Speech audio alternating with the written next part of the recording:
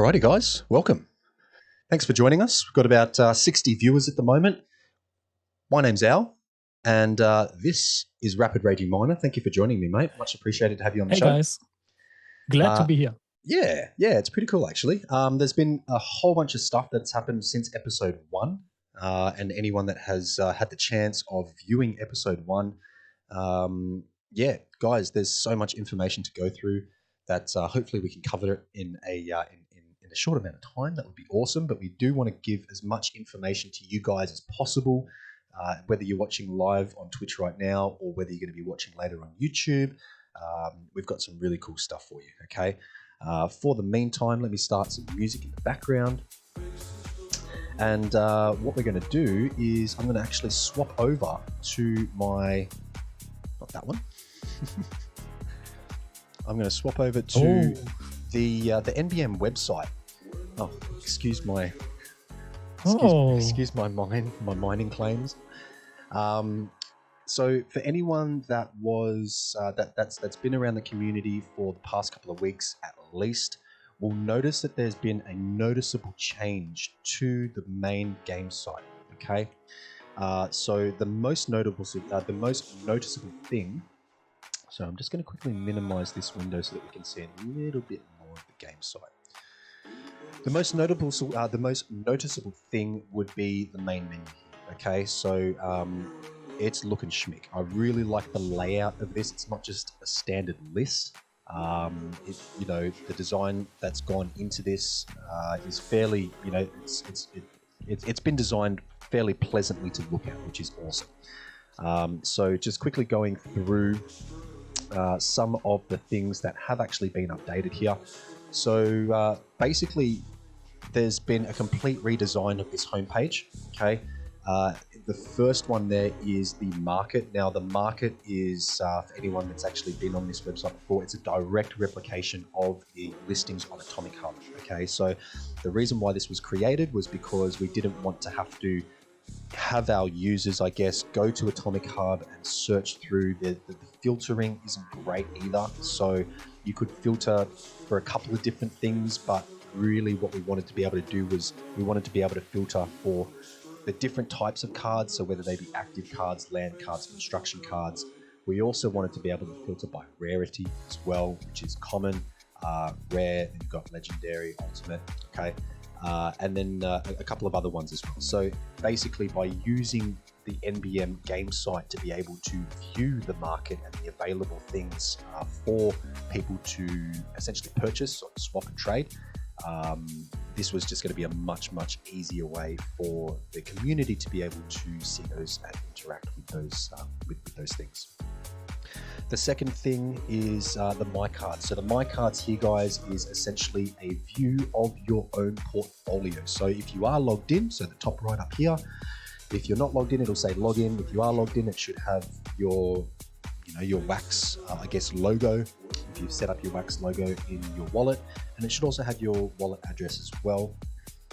If you've got that, then you should just be able to click your My Cards, and then you'll basically be able to have a look at all of the different cards that you currently own. Okay, so that's actives, lands, and constructions. Okay, again, there's also a filter for you to go through for rarity, all the different levels as well, but also the templates, which I find is really cool too. So, I can bring up all of the BN giveaways that I have, and it doesn't matter what level, what rarity they are, it brings all of them up. Okay, so that's it's really good. It's a really super handy way of viewing your assets. Now, I don't want to bring up Atomic Hub and sort of diss them. They are a third-party platform. They only cater to, I guess, the broader requirement, right? They don't cater to individual requirements of individual projects. And that is also why this has been created, and also the market as well. Okay, so we've obviously needed a more specific filtering sort of system, and that's what we were able to get by using this on our own platform. I want to talk about that part. Yes, please do. I don't want to call it a problem. It's just different how our cards work. Since you can level up and upgrade them, let's take, for example, I upgrade the rarity of a card with predefined fusion. That means I can make a certain card, or let's say I take leveling by burning one card and upgrading the other to the next level. Yep. So the one card that is burned, that's gone. But the card you upgrade will stay the same. Just the template is changing. And that's what's causing the problem for Atomic Hub to sort by level or rarity. Yes. Because normally you have the different template values they search for, and that's not that easy with the way how our cards work. Yeah. That's why we had to implement a specific search. So it's definitely a more complicated way, I guess. And like I said as well, Atomic Hub being a third-party platform, they have to sort of cater for the requirement of the masses. Yes. And if the masses don't require our level of intricacy with regards to filtering and viewing and blending and upgrading and fusing and all of these different sort of logics and mechanics that we have, then they're not going to provide that, right? It doesn't matter how big we are or how important we are or how many of our community we have or whatever. That's fair. It doesn't matter. They're going to cater for the masses of the projects and their requirements more so than individual specific requirements. So that's why we've had to, and listen, to be perfectly honest, the NBM team has made this absolutely flawless. I haven't been able to bug this. I don't know if anybody else has had any issues with this, but I've been able to do anything that I really wanted to, and I've never had any issues. I've never had any glitches. I've never had anything not load properly or any views or anything like that not working. It's been working perfectly for me. So very, very well done. Well done job, guys. It's been good. Anything else on that before we move on? Rapid? No. Okay, perfect. Alrighty. I will just quickly click into the market because I didn't click into that before, and I think it's sort of important that we do see things like, we can click through to the stickers. Here we go, black screen. Just as soon as I say nothing, I haven't had any issues. So I'm just going to quickly click through here to, let's just say, the stickers. There we go, guys. So every single one of these is listed on Atomic Hub at the prices that they're listed at. Now I can either choose to buy it directly from here, from the game platform, or I can choose to actually bring that up in Atomic Hub. Okay, so either one doesn't really matter, but it basically shows you. Now, this is a little bit worrying, to be perfectly honest. There's 5 days left of promo period before these guys literally become like collector's items. I don't want to say worthless because I don't think they will be worthless, but they won't have an actual use anymore. Okay, every single one of these can be burnt into an active card promo pack right now, and some are listed for we're looking at this one for 2,000 wax. This one's listed for almost 4,500 wax. So I just have to it's a little bit worrying that people would think that they're going to be able to get 4,492 wax in the next 5 days for a day 9 sticker. But hey, everybody's up to make their own mind up about that sort of stuff. Yeah, I'm actually thinking the lottery sticker and the 100 sticker will be the most interesting to collect, because the lottery sticker is really unique. It's from a competition, from community. Yep, I agree. And I think the design is really unique. It stands out. Yes, definitely. And the 100, of course, the first 100 Discord members. That's special too. Yeah, so there's actually 1, 2, 3, 4, 5. There's 5 100 stickers left on here. So I know I had 3 100 stickers, and I burnt them as soon as I could. Ooh. They're probably common level ones right now. Probably. Probably. Very good. The other thing as well, guys, you can also, filter and list in price ascending, price descending, level, ascending and descending, rarity, ascending and descending, resource mining, descending and NFT as well. Okay, so there's so many different options to be able to come in here and to actually filter exactly what you're after. It's really, really cool. Alrighty, guys, moving on. The next one we have here is the mining. Okay, now the mining, we will touch on mining a little bit more. further on down in the episode 2 stream. But essentially, this is this has only been launched very, very recently. Okay, and essentially this is where you put your actives and your lands and your construction cards to work. Okay, so I will quickly click into here and I'll just quickly show you the interface. I've got a couple of mining operations running at the moment. But essentially I can view my operation and it tells me all of the different statistics about how much I'm mining, what I'm mining, and a whole bunch of other information. Okay, so that's pretty cool, really, really cool. I do like that. I'm not going to cancel. I might actually cancel one of these later to show you guys exactly how the mining operation works and how you can set that up. Okay, but yeah, at the moment you can set up a total of 6 mining operations, I believe. Is that correct, Rabbit? At the start of the game, yes. At the start. It will be expandable later. Correct. That's right, yes. So I've actually only got 4 land cards at the moment, which is why I've got 4 operations running at the moment. I'm the only token that I'm not resource that I'm not mining is actually Constructium. So if anyone's mining Constructium at the moment, good job, very good job. Moving on, guys, the mini games. So this is essentially the mini games section here, and the mini games, there's 2 mini games at the moment. Okay, so the first mini game is the active team guess. That's essentially where you can choose to join one of 4 teams. So there's the Fusium team, there's the Actium team, there's the Minium team, and there's the Constructium team. Now, the mechanics behind how a winner is chosen every 4 hours, 4 hours or 8 hours, I think it's 4 hours. How it's actually chosen it is a little bit complicated. There is a list of rules here about how it actually runs and how the winner is chosen each time. But essentially what you can do is you can actually join, my stuff's on the mining grid, you can join each team with a certain amount of cards. You don't just have to join one. You can put 2 cards onto Fusium, 2 cards onto Actium, 2 cards onto Minium, and 2 cards onto Constructium, and you will win something every single round. But it might not, it's obviously not going to be as much if you were to put a larger portion on 1 or 2 rather than spreading them across the 4.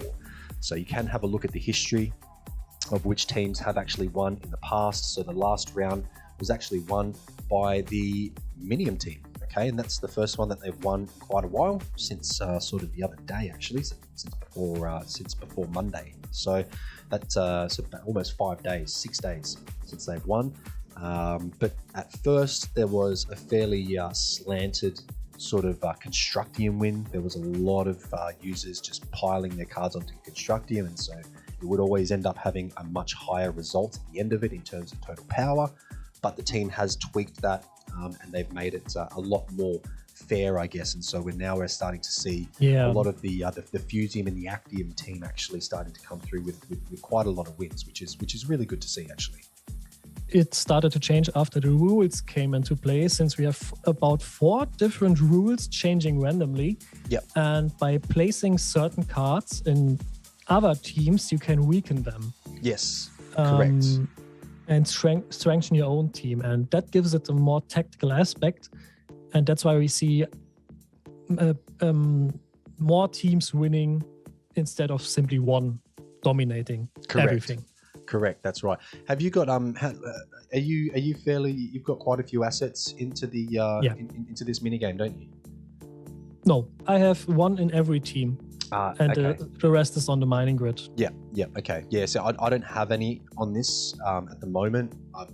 Since the rules changed, I'm sort of I want to have a look and see whether I can see any sort of patterns, I guess, popping up with regards to the wins and who's winning what, how often, and all those sorts of things, to maybe, have a look and see whether I can actually join onto a winning team, so I guess. It's far more rewarding for active play. When you really get into it, watch what you are doing and place the cards accordingly to the rules, you will get far better results than before. Yeah, I believe so. That's the direction the team seems to go. Even though you can be passive, you will be reap more rewards for being active. Definitely. I agree. Alrighty, so we'll quickly go over to the mining grid game. Now, the mining grid is essentially, both of them are basically the public mining games. Okay, so if you don't have any lands to start a mining operation, but you do have active cards, you can still participate and you can still mine. You can mine all 4 different resources, and you can also mine NFTs, so card pieces, survival packs, those sorts of things. And you can also mine partnership pool NFTs as well, which is really cool. The 4th thing that you can actually mine too, which was implemented in the past couple of days, which we'll sort of go into a little bit later on, is the wax pool. Okay, so there's basically a pool of wax that the team adds wax to from things like lotteries and certain sales and voting, things like that. The team pretty much doesn't take any of that. I think there's one instance that they do take 50%. I can't remember which instance it is, but pretty much whenever there's any sort of voting or lottery, all of that, 100% of that wax goes towards the mining pool, which is then redistributed to players and the game users through the mining operations, but also through these 2 public mini games as well, which is really cool. You might want to show the pool actually right now. How many racks is in there? So it's not about 100 racks or 500 racks. It's not a small amount of wax either, guys. It's now up to 34,229 wax. So it's not that's almost. It's definitely not a small amount. Yeah. Yeah, it's about $8,000 right now in the pool. Yep. And that's crazy. So the last edition was 15,223 wax. Okay, and that was basically from the previous lottery that we had. Now we're going to go through the lottery in a little bit as well. That's something that we're definitely going to touch on. But it went from 19,420 wax to almost double. Almost up to 35,000 wax, which is absolutely amazing, because at the end of the day, all of that wax gets returned back to the community somehow, and it goes back into their in-game wallet, which again is another thing that we'll touch on. So we're sort of getting a little bit ahead of ourselves, but this is just a little bit of a sneak peek with regards to all the different pool winners, all of their wallets, and also the amounts as well that they've won from different from mining, essentially. So back to the mining grid. This is the public mining grid. I'm just going to quickly zoom out just a little bit so we can sort of see this a little bit better. So this is the mining grid. I actually prefer the mining grid over the active team guests. It's just a personal preference. And I, this is where I've got all of my unused active cards that I don't have on my mining operations. This is where they go. One thing that I would really like to see, if any of the NBM team are actually listening, is a shuffle button right here. Just a shuffle button, and I could shuffle all of these cards into random positions. That would be just bliss. It would be awesome. And then that way I don't have to manually move them either. Essentially we've got squares from 0 all the way up to 299. So there's 300 squares. Each square basically has 2 numbers. So it's obviously got the number for the actual square from 0 to 299, but then it's also got a little number as well in the bottom left. Now that number there is how many users have their cards on that square as well. Okay, so when you see, we've got 23 on 9, and we've only got what's it? Let's have a look at a small one. We've only got 11 here on 98, 99. Now, that doesn't necessarily diminish your chances of winning. I think it's more just a visual representation of where cards are being placed. Okay. So we do have info on that. We do. It's not yet split. Okay. But it will or might come later. Okay. Alrighty. So that is you why split they the decided rewards to show that. Okay. Now that's cool. That's a really cool thing. I reckon that's awesome, and that's a good thing to know as well. So yeah, this is awesome. So basically there's small win squares, which are these sort of darker green, I guess you could say it, almost turquoise sort of color. They're a small win of 3 tokens. There's the big win of 7 tokens, which is the sort of the more foresty sort of type green, and there's 5 squares of those. And then there's the jackpot of 15 tokens, which is 2 squares. And basically every hour. Okay, so there's 23 minutes and about 10 seconds left in this round. At the end of this round, all of those random, I guess, small win, big win, and jackpot squares will randomly select onto different squares. Now, where they currently are isn't where they're going to be when the round ends. That's where they were for the finish of the previous round. It's just an indication of which squares got which wins, I guess you could call it, rewards. Okay, now this is not the only squares that get rewards. Everything else does get a reward, but it will be a much lower amount. Okay, so I don't know, I'm pretty sure they don't go into decimals, so most of them would be 1, I would assume. Okay, I think so, yeah. Yeah, if the small win is 3 tokens, then I would assume that each square that isn't chosen as one of these sort of little jackpots, I would assume that it would be 1. Okay, which is still pretty cool. Now, as with the mining operations and also the active team guests, you can have a look at history. Okay, and randomly on any of these squares, every second game, I believe it is, Rapid, every second game there is an NFT. There's 2 NFTs that get dropped, okay, onto 2 random squares. And they could be a combination of either NBM NFTs or they can be partnership pool NFTs, okay? So I think I've got, okay, so... Every second game and twice a day. There you go, every second game. It's a random user twice reward. a day, awesome.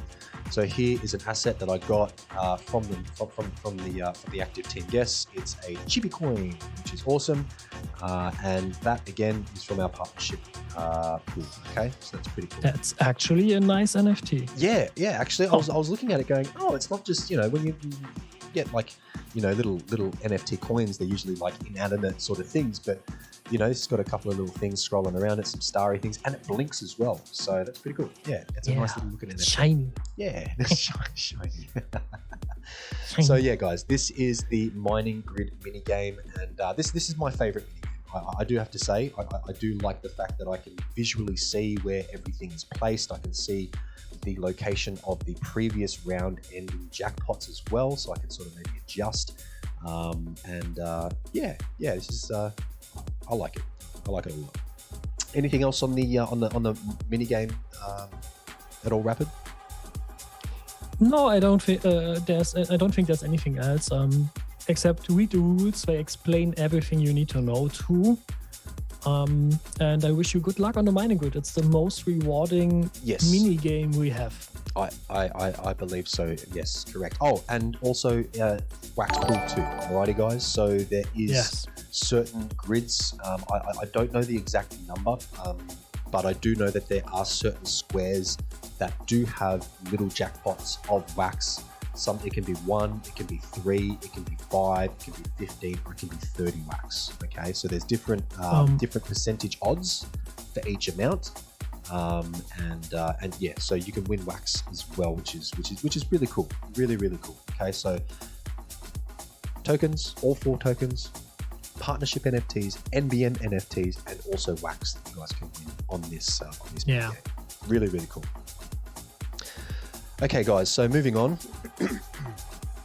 The next one down the list is packs opening. Now, this is to unpack and open your active card promo packs, land packs, and construction cards. And then after main sale, you're going to be able to open up your Dominator Station packs, which is pretty cool. All right, really exciting. And this is essentially where you go to open those. I will have these 4 here. These are for giveaways for a contest that we just had recently on stream before we started recording for this episode 2. So I won't be opening any of those. They belong to some community members who have won them. But essentially, this is where your packs open up.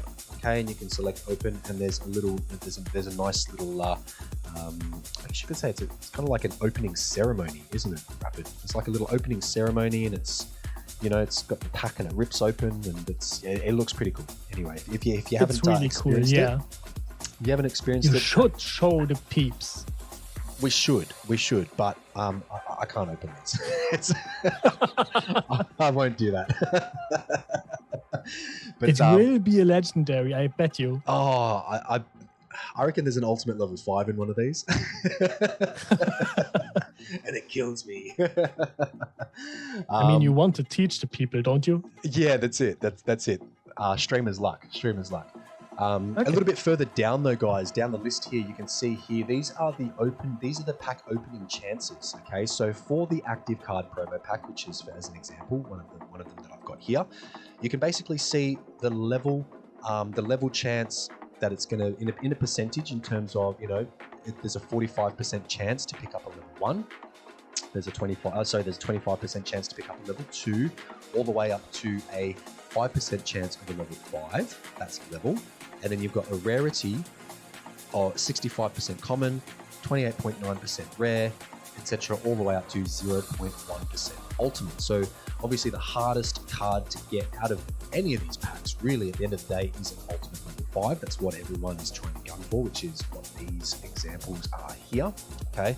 It also tells you the circulation as well of each of the cards. Now, that's not the circulation of this particular card, the ultimate. That's the total circulation of the first in a way card. Okay, so that's all levels, all rarities. There's 577 of them out of 1,500 in circulation. Okay. Survival pack as well. Then we've got a secured station. As you can see, we do have some land cards here that are yet to be released. We are still before main sale, so I do estimate that they're going to be coming out potentially maybe in the next couple of days, but we do have about 5 more days left, which is pretty cool to think about, that we've still got, assets that are yet to be released. And then we've got the construction card pack here with all 4 construction cards already released. Okay, so you can have a look here. Have a little poke around, guys. There's lots and lots of information here that you guys can have a look at. Anything that you'd like to add for that at all, Rapid? No, I'm only really waiting for the last lands to be revealed. Yeah. I do love the overview. It's really easy to handle and to comprehend, in my opinion. Yep, definitely. I also like how they tease us by showing us the highest level cards. That's just mean. Yeah. It's they don't just show us a rare level 4. They show us the ultimate level 5s. I love it though, right? Because that's what we're all gunning for. That's what everyone wants. And so when you see it and it's in front of you, it's kind of like you can almost touch it, you can almost feel it, you can almost taste it. I really don't blame them for putting up the ultimate level 5s as the sort of display ones, because that's what we all want, right? That's what's going to make everybody want to rip open these packs. That's what's making me want to rip these 4 packs open. Let's just say that. Alrighty, guys, moving on. YouTube the next one will hate you for not ripping one. I'm pretty sure. No. I can't do it. I'm a good boy. I'm a good owl. Alrighty, guys, the next on the list is the burn stickers. Now, again, when we looked at the market, we saw all those stickers on the market. I don't have any stickers actually to burn, so they're not going to come up.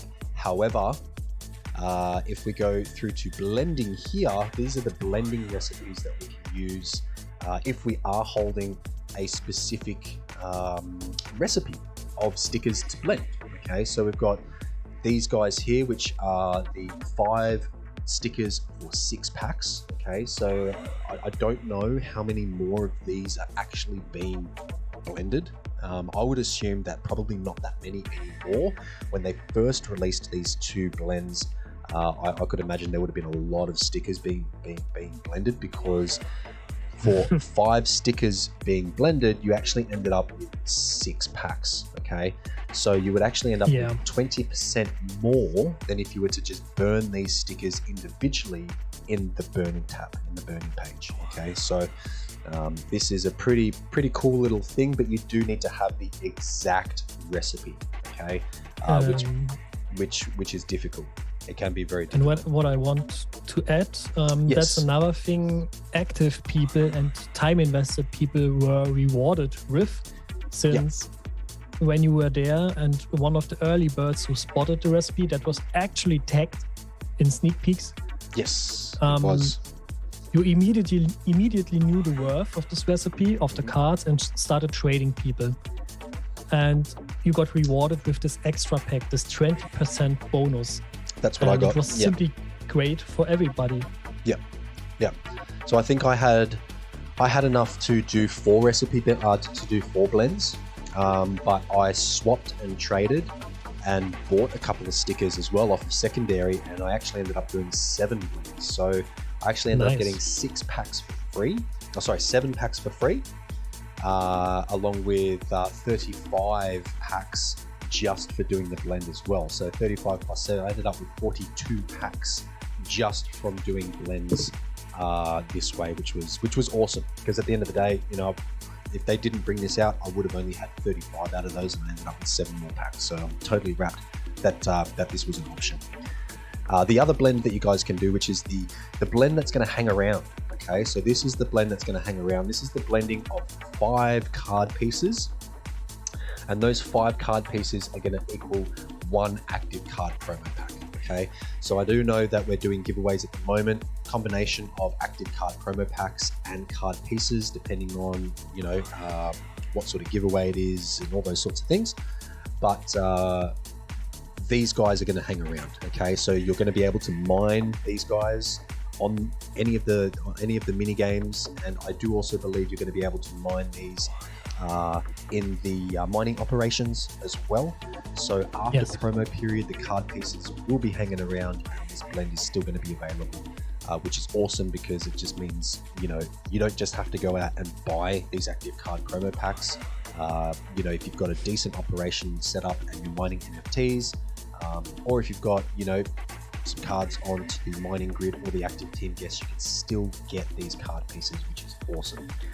After promo period, however, if you're watching this video after the 1st of October, you won't be able to do these last 2 blends here. These are going to disappear, as will the burning mechanism for the individual stickers as well. Okay, so that's not, because these are all promo, and they're only going to be able to be burnt during the end of promo period, and that finishes 1st of October.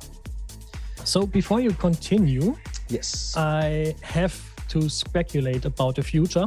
Yes, please. And ask Speculate you, away. are you going to hold your card pieces for the future collections, or are you going to blend them for the active collection, promo pack collection? I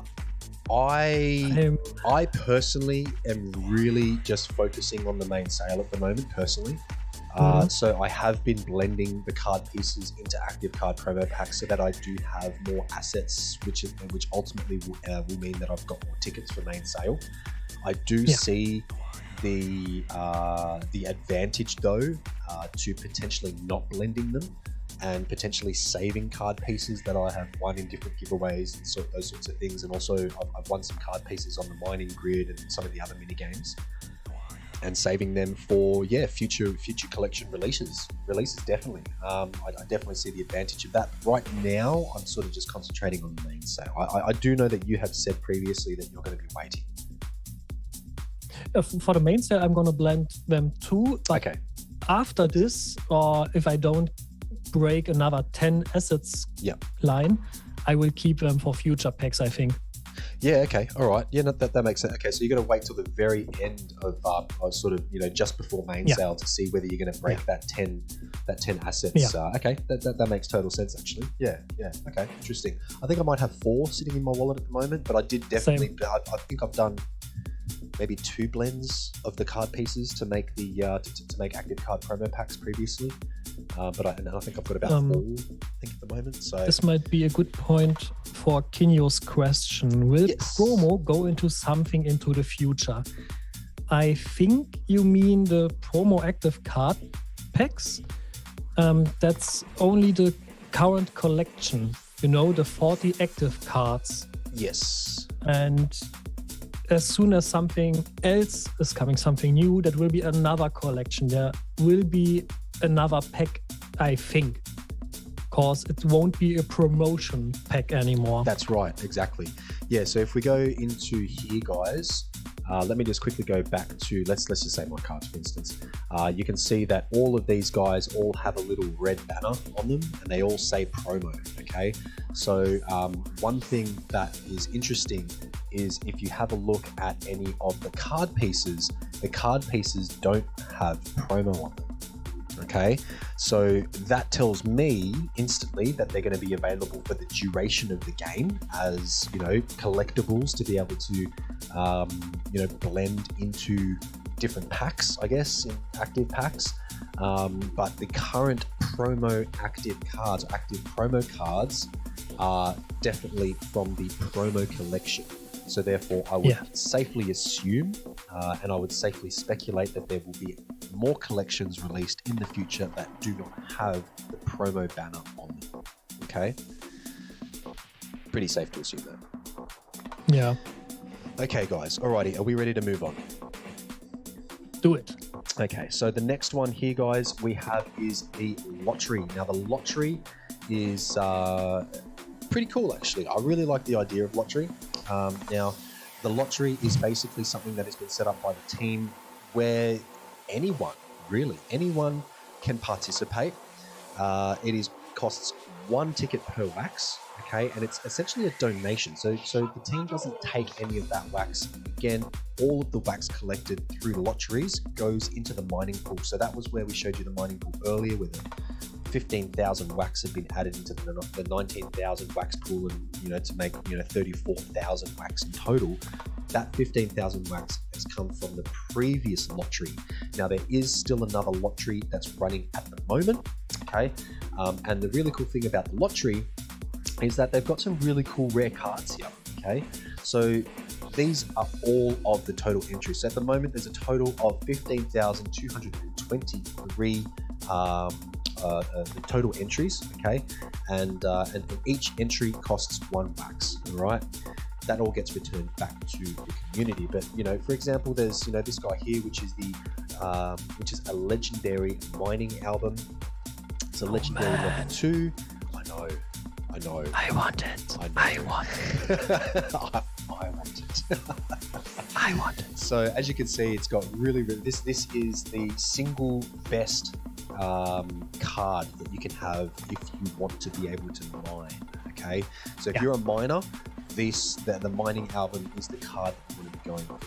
So again, this is on the cards. If you do get chosen in the lottery, that is one of the cards that is up for grabs. The next one down from that is the legendary spaceships collection, which again, really half decent stats, but it's also got to do with the energy too, that also comes into things like when things partially break, and we can sort of. It's a great strong.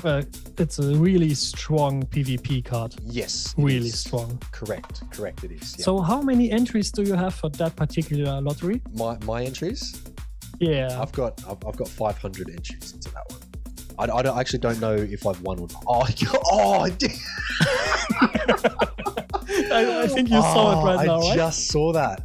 Okay, so Rapid is this is Rapid's WAM, and he put 501, which is very, very petty. And this is mine, and I have 500. So I know for a fact that he put one more specifically. Yeah, okay, interesting. I only just spotted that. That's hilarious. Oh, very funny. Wish you luck, man. Yeah, thank you. You too. One thing about the lottery, guys, is the way that the lottery was first run was that prizes were not accumulative, meaning that if you won a prize, all of your entries were taken out of the lottery for the next prizes to be drawn. What's happening now is the team is now changed that to that prizes are cumulative. Okay, so the ticket that was drawn gets eliminated for further draws, while all other tickets from the same user stay in the pot. I think this is definitely more fair. If you've got someone that is willing to put in 501 wax and they get chosen, it's not just the one card. Let's just say they get the mining album level 1 card, or one of these guys up here are rare. It stays. The rest of their draws stay in there. And I think that's pretty cool because at the end of the day, again, all of that wax goes back to the community. So it's not like the team is getting paid to do these. This is totally just it's a community-driven lottery where all of the proceeds get taken back to the community. So I think by keeping all of your entries in the pool for further draws is really cool. Further draws by meaning once all of these have been drawn. So it doesn't roll over to the next lottery. When a lottery finishes, all of that wax gets put into the wax pool, and then the next lottery starts fresh. Okay. But Yeah, that's still a pretty cool feature though. And we have this discussion a lot of times that only whales can win. And I want to remember the past lotteries. We had some people with 600, 800, 1,000 above entries. Correct. So above 1,000 wax, and people with 10 wax or 50 wax still won. Yes, And correct. I actually think 10 that's was the magic random number. chance. 10 was the magic number, Yeah. actually. I think we had about, out of 15, 16 different cards to be drawn, I'm pretty sure more than half of them were actually users who only donated 10 wax. Which is that cool one because lottery was crazy. it was absolutely mental because it really showed that it didn't really matter how much you put in there. All it mattered was your pure luck.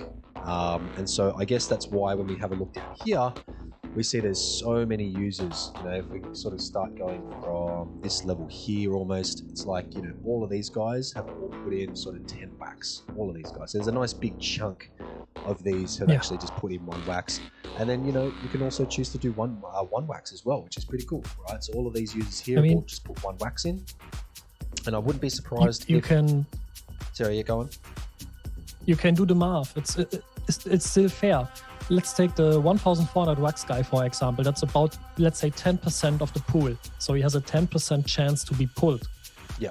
But he has a 90% chance to fail. Correct.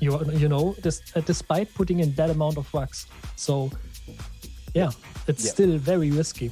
Yeah. Oh, totally, definitely. And I mean, this is the sort of thing where, I guess if you wanted to put in 20,000 wax, great. But there's no guarantee that you're going to win every single one of these cards either. And so that 20,000 is once you put in the lottery, that's it. There's no taking it out. It's gone.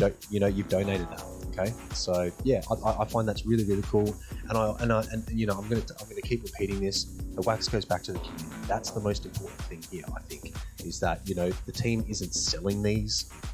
They're essentially auctioning them off for the community, and the proceeds get taken, get put back to the community. So that's really awesome. Okay, moving on, guys.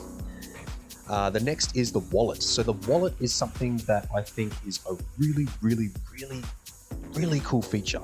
And I don't quite think people understand how cool this feature really is. To basically run a game on an open source blockchain it can be difficult, okay? And there's been proof in that pudding from previous projects, not just in this space, but on other blockchains such as Ethereum, okay? Where each and every single action that you do within the game is a recorded transaction.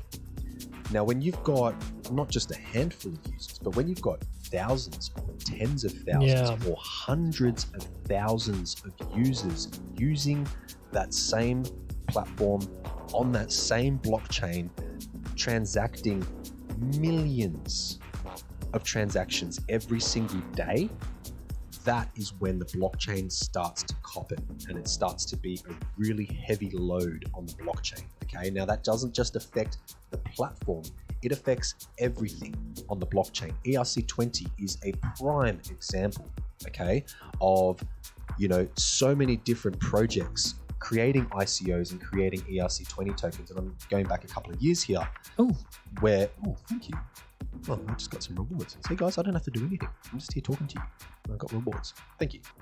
They'll come up in my wallet, which I'll open up in a second. But yeah, so it's all about the load on the blockchain. Okay. So what the team here have done is that they've actually designed and implemented an in-game wallet. Okay. Now, I can withdraw and deposit any of the 4 resources as well as wax now for 0 fees. It does not cost anything to deposit or withdraw. I can withdraw them directly to my wax wallet and I can trade them on an exchange, or I can deposit, or I can buy more on an exchange and deposit them straight into my in-game wallet, and I can use them within the game. Okay. Now, what this does is it eases the load on the blockchain, which is again a really, really important thing. It means that all of your confirmations for your actions within the game are going to be quicker. They're going to be more reliable. There's going to be better connection, better everything.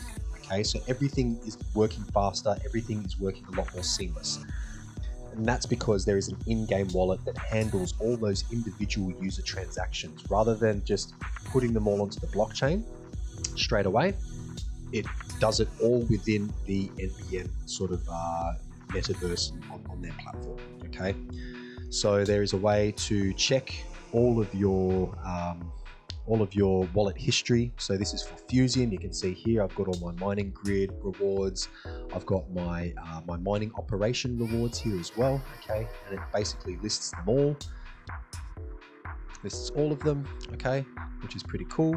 You can see here I deposited from my wax wallet as well. So it keeps record of everything, and that's for each individual token. Okay, that's for each individual token, as well as wax too. Okay, so you can see these are all my wax pool winnings. Okay, so that was all free wax that I didn't have to do anything, and it's all come straight to my in-game wallet. Now I can choose to withdraw that. I can do whatever I want. Okay, so this is a really, really, really cool yet important feature that the NBM team have included for us to use. Okay, anything else that you want to add to that, Rapid?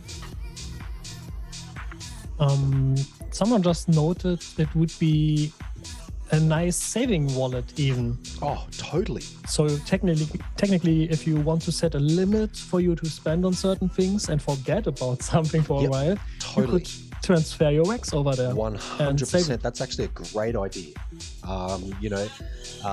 The other funny thing as well that I personally noticed too is because this wallet is an in-game wallet, it is separate to your wax wallet. Okay, there is no, I think there is a direct link. Yeah, so you can deposit it directly into your wallet, right? However, it's separate. So when you go to, for example, blocks.io or wax.blocks.io, you bring up the Fusium token, okay, and you have a look at, for example, the top wallets holding Fusium. It won't actually show you if you don't have Fusium withdrawn from your in-game wallet into your normal wax wallet. It won't actually show you if it's all in your in-game wallet. It's not connected. Okay, so there might be a whale that might be sitting on 1 million Fusium right now. If it's not in his normal wax wallet, but it's sitting in his in-game wallet, he's totally under the radar, which I find is really, really cool, actually.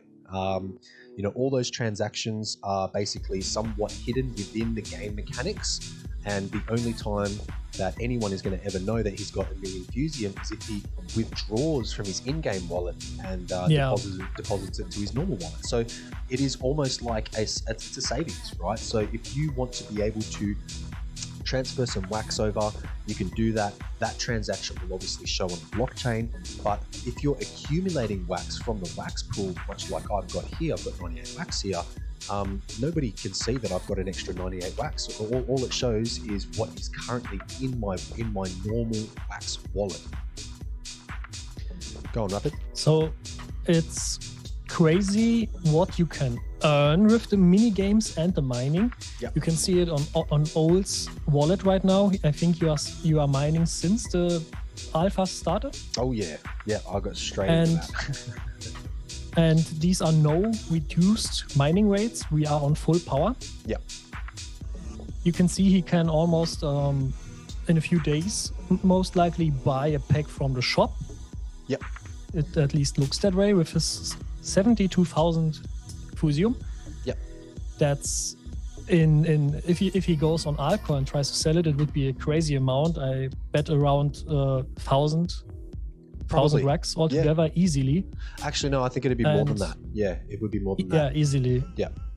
Because the demand for the resources spiked as the in-game shop was released. Correct. So we know there's about 1 million of each resource in different wallets, but we don't know who has how much. And that's what Ol was talking earlier about. That's right. And I think it's simply crazy. It's nice. You don't have to withdraw everything. It gets mined automatically. Yep, I don't have to do anything. It's technically claimed. Yeah. Correct. Yeah, I don't have to. Yeah, I don't have to claim. I don't have to push a button to claim something. You know, I can literally mine and these resources and just have them accumulate in my in-game wallet. It's awesome. It really is. And it's again, I don't have to claim. I don't have to come on here every 4 hours and click a button to claim.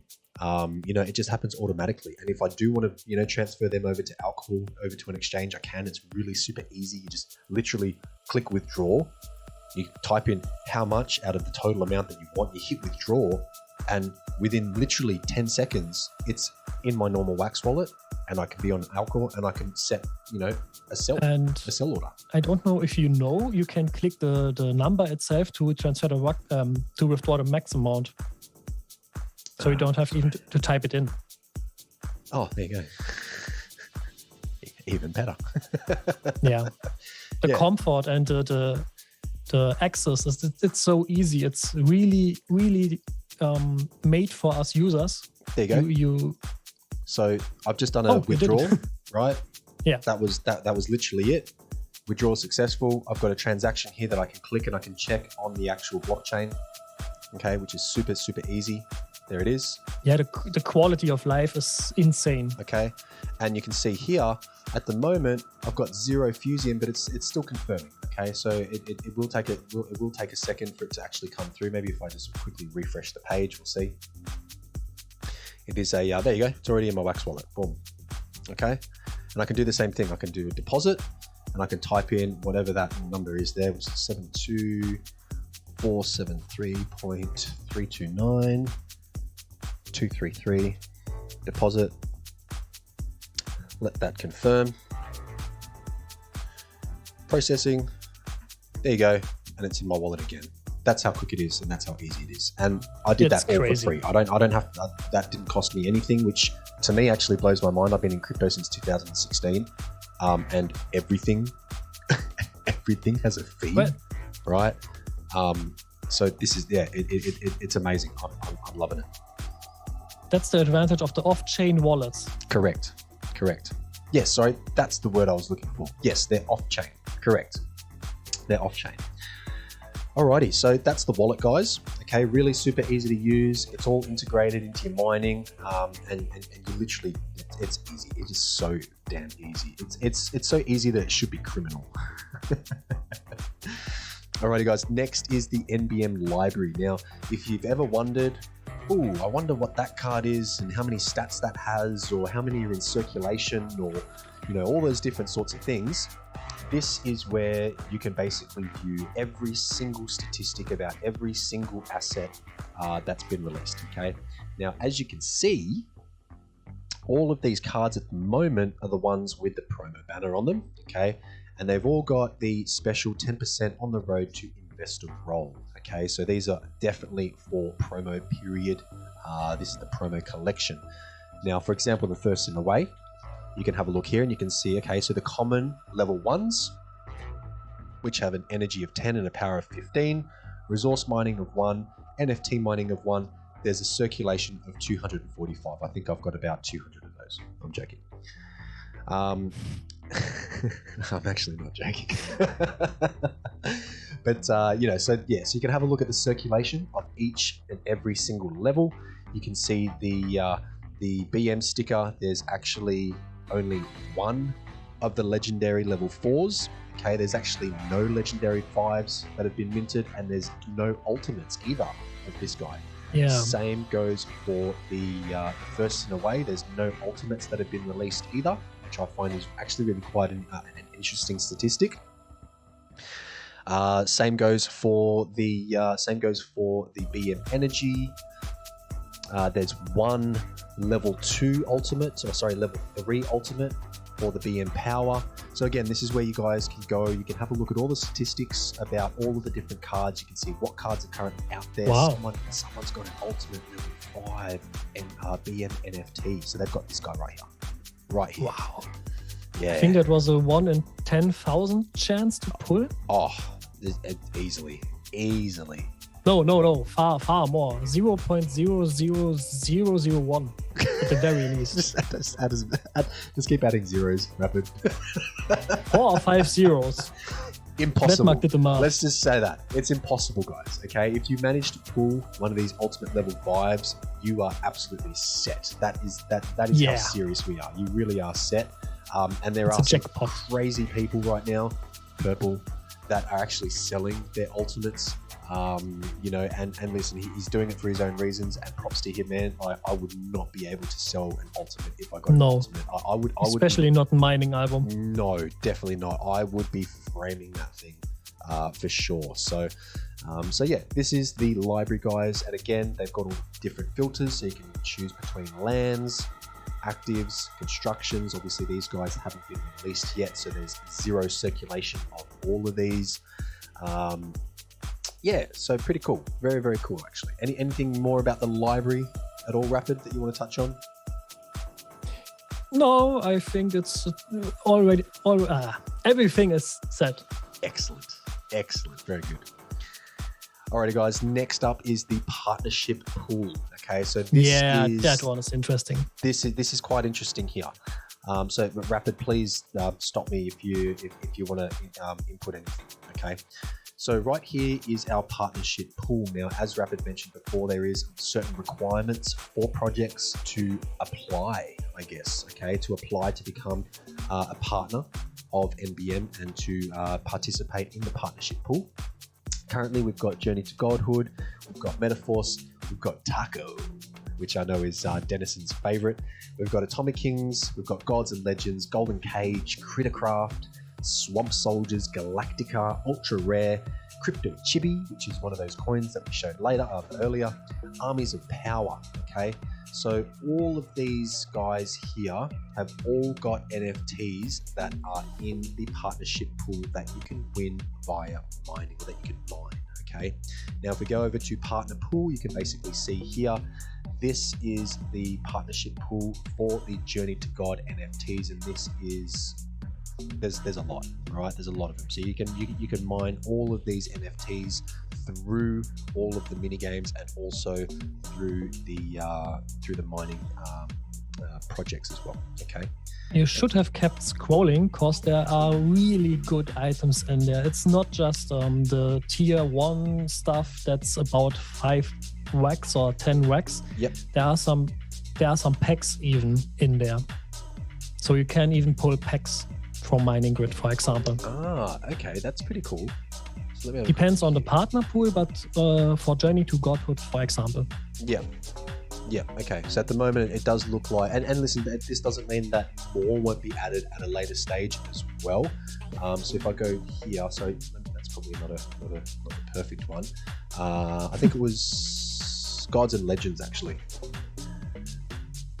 So I did get a Gods and Legends NFT not that long ago, actually, and that was definitely a pack.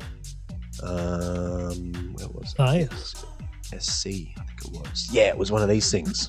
Yeah. So it was 5 coins, and those 5 coins you could use on the Gods and Legends platform, and it's kind of like a roulette machine, right? It's kind of like a slot machine. You could use those to pay, and you could play a slot machine, and it would spit out some random NFTs. So that's pretty cool. I really like that. Excuse me. So have a bit of a look, guys. By all means, have a scroll through the partnership page. Sorry? We have a story from Flu Sparks, for example. Yep. He put an ultra rare, very limited NFT, and now he has people sending him trade offers non-stop. Oh, wow. And yeah, that's what can happen, guys. What project was that from, Flute? Oh, Oh, okay, not from the pool. Oh, boo. Oh, boo. We're talking about the partnership pool here. He's wanting to flex his his NBM cards. Okay, yeah, guys. So by all means, have a little read through this partnership pool tab. There's information on every single one, as well as things like their website, Discord, Telegram, Twitter, their Atomic Hub as well. There's also an indication about how many NFTs each they also are contributing to partnership pool, which is pretty cool. Alrighty.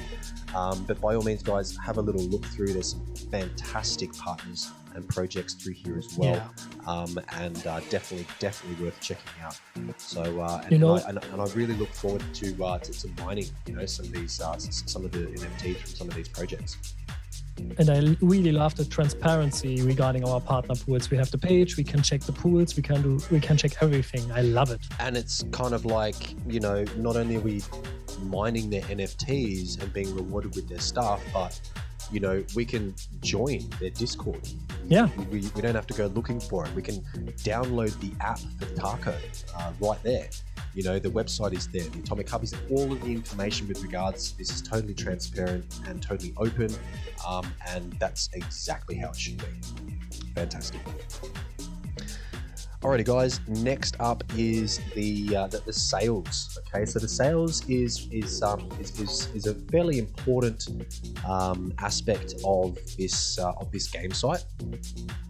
Similar to, I guess the way that I want to put it is the way that the NBM team have thought out and structured future sales it's essentially a game changer. It is a new benchmark within the space that I personally haven't seen before.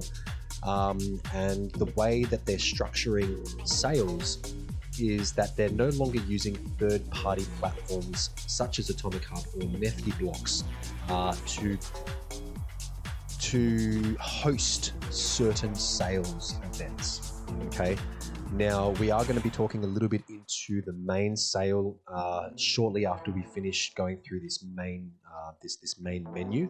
But one of the most important things about this particular sales page is that previous sales, such as the land mini sale here, okay, this was essentially, it covered a couple of bases. Okay, it wasn't just a mini land sale. It was a mini land sale to be able to get land and construction cards out into the community, especially for investors and also secondary market too. But the other thing that they wanted to be able to do was they wanted to be able to test a certain mechanic around the technique of the sales process. Okay, so as you're quite aware, if you are part of some other projects, most other projects will just go to the third-party platform and hold all of their sales there. Okay. Yeah. The only limitation will be things like whitelisting. Okay, so maybe a whitelisted, WAM or a certain role in Discord will enable you to access the earlier sales. Let's call them stages. Okay, so you might have a project that might have stage 1, stage 2, stage 3, and stage 4. Stage 1 is whitelisted, or maybe you have to own a certain NFT of theirs, whatever it might be, that will give you special access to that first level, which will have the smallest amount of purchases. The second level will be a much easier requirement to gain, but still a whitelist of some sort. Third and fourth will somewhat be just a free one. Okay, now the NBM team have looked at these other projects and the way that they run their sales processes, and what's basically come out of a lot of those that I personally have experienced as well is that not only do bots get involved, and so what happens is unless there's 100,000 items to purchase, most often than not they're gone in the blink of an eye. Okay, and I'm talking quicker than some of the most famous pop star bloody concerts in the world. Okay, the tickets just go like that, right? Like instantaneously, before you can even click the button, they're gone. This poses a number of issues. It basically relies on things like internet connection. Okay, so someone that lives maybe in a first world country, that lives right next to some sort of internet exchange, that has a really non-existent ping to their server, has a much higher chance that they're going to actually be able to purchase something, as opposed to someone that might live in a third world country that might still be using dial-up or something, right? So they've got a much slower connection. There's a much lower chance they're going to be able to participate. Is that fair? Not necessarily. I mean, people can't really choose where they live entirely, but it really does come down to how can we make this more fair. So the land... sorry, go on. Yep. Okay. And that's another thing we get a lot of shit for. The way we handle the sales, for example, and other things we try to fight bots. People are complaining about the effort to put in to participate, but they don't get that we just make it more accessible to real people. Correct. And make it more fair to the broader audience. Correct. That's what this is all about. We don't want to feed the ones with the best internet, the biggest wallet. We want to cater to everybody. That's right. This off-chain sale with a 24-hour buy window is the best way to do it for now. Maybe there will be something better in the future. We don't know. Yeah. I agree. And again, from my perspective, this is one of the best mechanics that I've actually seen for a sale, where, you don't have to rely on a quick internet or to be awake at 4 a.m. in the morning to participate, to maybe not even get anything. This land mini sale really displayed the potential as to how sales can be conducted in the future. And you can go to work, come home, and buy. Correct. That's right.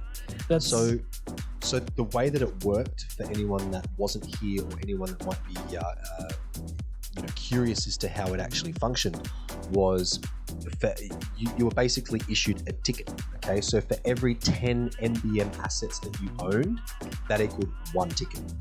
So if you had 10, you would get 1 ticket. If you had 20, you would get 2 tickets. If you had 30, you would have 3 tickets, and so on. Each of those tickets was one separate purchase, okay? But you had 24 hours from the time that ticket was issued to you and released until that ticket was then no longer being able to be used. So it allowed that 24-hour window. Again, you could be mowing your grass, you could be at the beach all day, you could be at work, picking up the kids, you could do whatever you needed to do, you could be sleeping, right? And you didn't have to worry, because that ticket guaranteed you a purchase within that 24-hour window, which is an absolute game changer. So that was the main reason for doing the mini land sale, was to be able to test that mechanic and to test that function out, and it worked. I personally think it worked flawlessly. It did. There were 2 or 3 who got double packs or no packs, but it was handled within minutes. Yes, correct. Yeah. So very minimal. There was a flaw, but it very was minimal handled. Issues. You have a look at, you take some of the other projects in the space, I guess, and you have a look at some of their issues that they ran into when they released mining, or when they released some sort of feature, and it was just a huge overload on their system. It crashed, it didn't work, and everyone was really disappointed. And it was a really bad example of how a project wants to create the experience, or a positive experience for their users. The way that I saw this was that there was a couple of users that were inconvenienced, but for the overall general mass of everyone that participated in that sale, there was a definite thumbs up. This is great. Yeah. I loved it. Yeah, definitely. So one thing about this page, guys, is you can have a look at the previous one. So obviously we've been sort of hovering around this mini land sale. There's also the AC Shop Points test sale here as well. That was a test out of another mechanic, but that was a mechanic where each NFT or each asset equaled a certain number of points. The more common and lower power assets, I guess, lower level, would equal less points from 1 to sort of 3, 4, 5. And anything that was a much higher level, like an ultimate level 5, would be 75 points. All of your points accumulated, and a random 500 points would get a buy ticket out of the total pool. So out of all of the points together, all of the users holding all of the different assets, 500 were basically chosen to receive tickets. Okay. And then those tickets were used within the 24-hour period again. Okay, there was a 24-hour window. Yeah. Now that was to basically test for the shop. Okay, so that is the mechanic that is now available in the shop, and we'll cover the shop in a second. That's the next sort of tab to go over. But again, another really, really cool sort of, I guess, a system to be able to implement to make things, a lot more fair. You can also view your previous tickets that have been used. So you can see here, I've got all my different tickets, and I bought and I used that pack and I used that ticket to buy. You can have a look at all the individual packs and things that you bought with each of those tickets, which is pretty cool. And you can also have a look at the total tickets that were basically issued. So you can filter them by initialized, which there'll be none because they've all been used. Active, none. Again, bought, pretty much that's where the list is.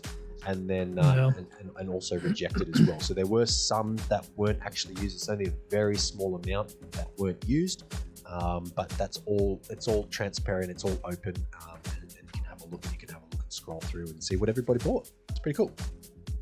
Anything that you want to add, Rapid? Yeah, I really like this point system. It's interesting for the shop. The stickers will be obviously not part of this anymore. Yeah. And we will now cover the shop, you said? Yes, correct. Yes, we'll go over to the shop. Okay. Yeah, we have still a sale running right now for the second round. That's when unused tickets will be issued for another day. Correct. To the users who bought all tickets in the first 24 hours. Yep. So you get a second chance if you really want to keep buying. Yes, correct. Yeah. Actually, I've got. I do have some notes here that I sort of skipped over, but we pretty much covered everything with regards to the sales. Really cool. Really cool. All right, guys. Here's the NBM Shop. Alrighty. So the NBM Shop was only just released sort of in the past week.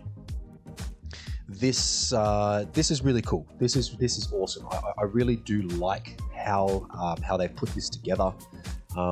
Essentially, what we just talked about with regards to the point system, that is essentially how you are able to accumulate tickets. Okay, so you can't purchase anything from this shop unless you have a ticket. Okay, and the way that you get tickets is, again, each asset that you own equals a certain number of points. Okay, so you can sort of work it all out and see how many points you have in total. Alrighty. These guys are coming soon. Bonus points for things like leveling up cards, okay, and also 1,000 bonus points for each time you use a card, which is going from one rarity to the next. All right, so that's kind of like leveling up your rarity instead of leveling up. That will be a game changer for the shop. Totally, definitely.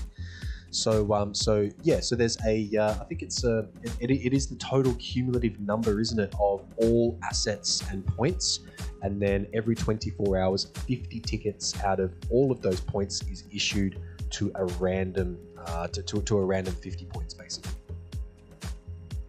Depending on the amount of assets the owner has, he has a higher chance to snag a ticket. Correct. That's right. Yep. So 50 tickets every day at 8 p.m. UTC. The more assets the user has, the higher chance to receive a ticket or tickets, which is pretty cool.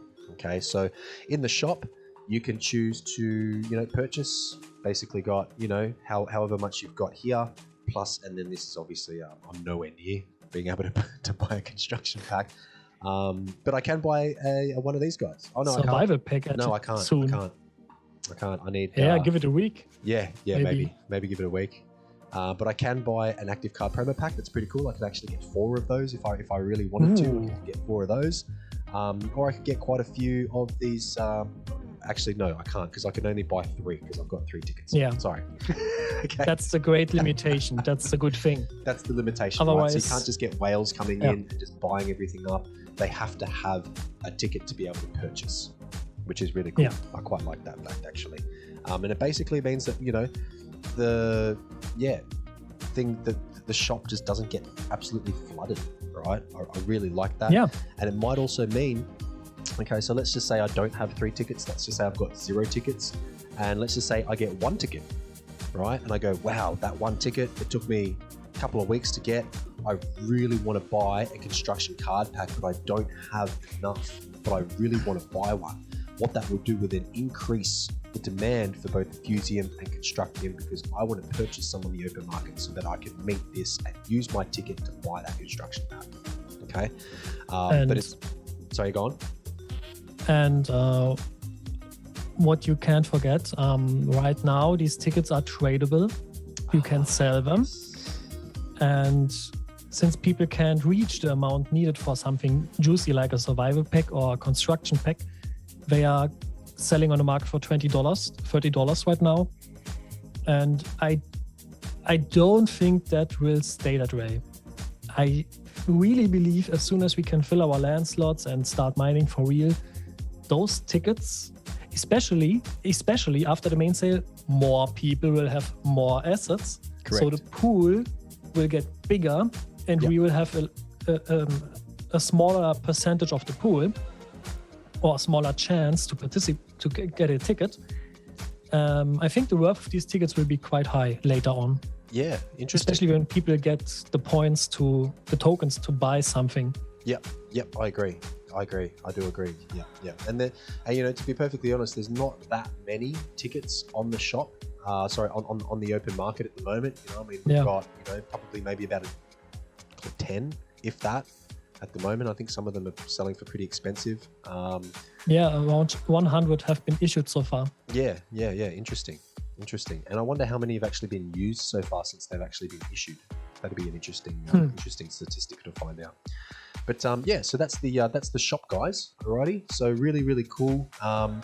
And again, you know, it's not going to get flooded either, which is what I really like that. I like that, and I like the option to be able to come in and actually purchase some of the really sort of rare sort of construction packs, which really you can't get them anywhere else other than the main sale, secondary market, and in the shop, or in the shop. Okay, and it helps the tokenomics again. Yeah, we have so many aspects that help the tokenomics. It's crazy. Yeah, correct. Yep. Awesome. Alrighty, guys. Next up is the voting place. Now, the voting place was just implemented very recently. Listen, I really like the voting. I like the option. I like that the team has decided that, you know what, we need to find out what the community wants. I think the community voice is really important. You know, we're the ones that are playing the game, and I guess the majority rules with regards to whether we like something or whether we disagree with something. And I think for us to be able to vote on certain things is really important. So the way that it works is 1 vote per user, okay, and equals 1 wax. All right, so it's a very small amount of wax to be able to cast your vote, and it is only 1 vote per user. So it's not like, you know, someone can come in with 100 wax and go, I'm really sort of, you know, swayed in one direction or the other, and I want to make sure that this side wins. It really is about what does the community think, and I think that the overall end of the overall decision on a vote is actually what the majority of the community wants, which is cool. Basically, the auctions here. That's what we're currently voting on. But all of the wax collected for votes, again, 100% of that goes into the wax pool as well, which goes back to the community. Okay, so one thing I like the most. What I like the most about the voting is nobody can be mad at our team because they had the opportunity to vote. Yep. And if many people complain on Discord, it's just that they complain the loudest because the most people voted for another option. That's right. Exactly. Yeah, I agree. And, and it's the sort of thing where it's kind of like, I guess if the vote, because it's so open and transparent with regards to where you put your vote, okay, how many votes were for each and every single thing, right?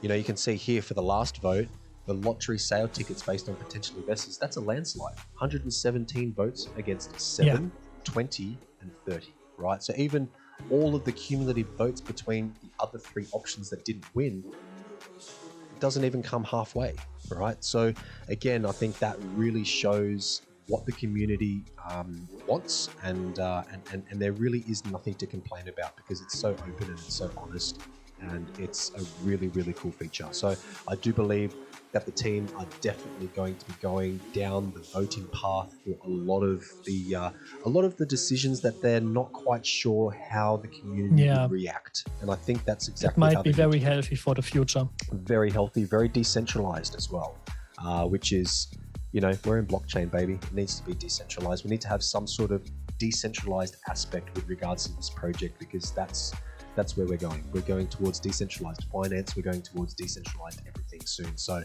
I think being able to implement something like this now, when we've got 8,500, community members in our Discord, which is just mental after 5 or 6 weeks, is definitely the way to go. It is.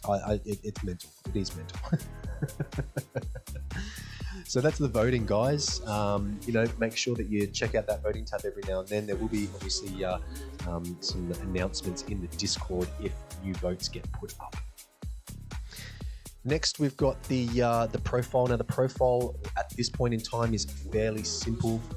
If you're having any sort of connection issues or any lag or anything like that, you're basically able to change your RPC endpoint here to rectify it yourself. Okay, so you don't have to, if you are getting a little bit laggy or the connection is not great, which you can check up here. Okay, so socket status, socket login, and atomic assets, it's all connected and logged in. If you're getting an issue on one or more of these, you're basically able to change where the in-game platform or the game site actually gathers your information, more or less. Okay, so if you're having issues with grey mass, you can change it to wax.pink, or you can change it to the eosphere.io. All of these guys are all, as far as I know, they're copies of the blockchain. Okay, so if you are having any issues, there might be an issue with wax.greymass. If they're having some sort of issue with their end, you can change to be able to, pull information from the blockchain from one of these other providers. Okay. Further down the line, though, profile is basically going to include a lot more different things. So as far as I know, customizable things about your profile. You can update your wallet. You'll be able to do a whole bunch of different things. But at the moment, it's just with regards to your connection. But further down the track, there is plans for more stuff. Anything that you want to add to that, Rapid? Actually, I never checked this profile thing, this RPC end. Yeah, no, that's cool. That's cool. I actually only found out about this from Bedmark the other day. I was having some issues loading something and connecting to something, and he goes, "Oh, have you tried changing your RPC endpoint?" I went, "What's that?" Yeah, I read it somewhere and thought, no, thank you. But going back to what I said earlier, I talked about quality of life, regarding the wallet, regarding something, regarding the ticket sale on our website with the 24-hour window. Yep. This endpoint selection is another quality of life thing we have, and it's incredible how much they are catering to our laziness. Well, it's all about user experience as far as I'm concerned. Yeah, right? That's a better word. I guess that's what you're referring to, right? It's about how has the NBM team made our experience and our interaction with their product, because that's what this is, right? It's a product. Yeah. How have they made it easy for us to be able to access, use, and interact with? The easier and the more options that we have, and the more seamless it is, with more filters, more options, more information, the better our interaction, the better our experience. Okay, so You know, I constantly talk in some of my other streams with regards to some other projects in the space, which I won't name, but you know, the interaction level on those is so simple and so basic. It's kind of, I wouldn't even call it a game. Okay. You know, which is what I think NBM have really tried to hit the nail on the head and to get really good with, is the interaction and the user experience on their platform. And just a little bit of a sneak peek, guys. I don't think this is going to be the final. There's going to be an update to all of this, and it's going to look amazing as far as I know. Just a little bit of a sneak peek. I love dropping those things. Oh, no comment from me on that. Yeah. I love dropping bombs. I do. Just little sneaky ones. I only love trying to get Diablo to tell me spicy stuff. That's nice. Yeah. Every now and then, though, he drops little things and you go, oh, you dropped it in the main chat. Oh, interesting. Last but not least on this list, guys, is the NFT Battle Miners website. Okay, so this is the official website, obviously what we're at before. This is the game site. And again, where all of the user experience is with regards to their product. The NFT Battle Miners website is actually where we can find out all the information. So you can see here, we've got 5 days, 10 hours, 17 minutes, and 32 seconds left of promo period. As soon as that countdown finishes, I do believe that is exactly the time when the main sale is going to start. So we are just around the corner. Link to Atomic Hub here. Summaries, we've got roadmaps and different things, and then we've got all of these different things. And Joe Victor did point out that these guys here is definitely something that we should if you guys have a look at these United IT Development Corporation. They're really good. They know what they're doing. And you can also subscribe as well to any information, Discord link, Facebook link, Twitter link, all that sort of stuff is on the main website. Okay, but it's there, and there's also a nice little inconspicuous button up the top here that lights up that you can go, and that basically takes you to the game site. Can you believe it that we are only 5 days away? I know, and you know, I guess the last time I checked it was 20 plus. I could say it one of two ways. I could say, wow, the past 6 or 7 weeks or 5, I don't even know how long it's been, have gone by so quickly. We're already at 5 days and 10 hours left until promo period finishes. Or I could go, you know what? I felt like I've been in this community for so long. Yeah. Has it really only been 6 or 7 weeks? That's it for me too. I am thinking about it. It's been 2 months. Yeah. And I joined on my birthday, actually. Oh, did you? Yeah. Happy belated birthday. And NBM was a good present. Yeah, oh, totally. And, totally. You know, I am one of the most active members. And yeah, it's crazy. I never thought I would find so many, I say buddies or people I like. And we are all on kind of the same wavelength. I don't know how to say it. Yeah. Frequency, okay. Yeah, we're on the level. And yeah. It's really surprising. I was in other communities too, but it was never this interactive with each other. Yeah. And as you say, it feels much longer. 100%. If somebody would ask me, I would say it feels like I've been here half a year. Oh, 6 months. At least. Yeah, that's what I said the other day. It feels like I've been involved in this community for 6 months, but I haven't. And it's crazy because you interact with everyone so often that it's like you know each person in the community. You know their personality. You know who's going to like your GIF, right? Or your meme. There's always the same people that like my GIFs and my memes, right? You know, and it's amazing. It really is. And I think, you know, one thing that we need to point out is that if anyone is actually watching this and they're not a part of the Discord, you guys are missing out. You really are. True. And not in a financial way. Not just missing out in terms of, you know, missing out on giveaways and competitions and things like that, but community interaction.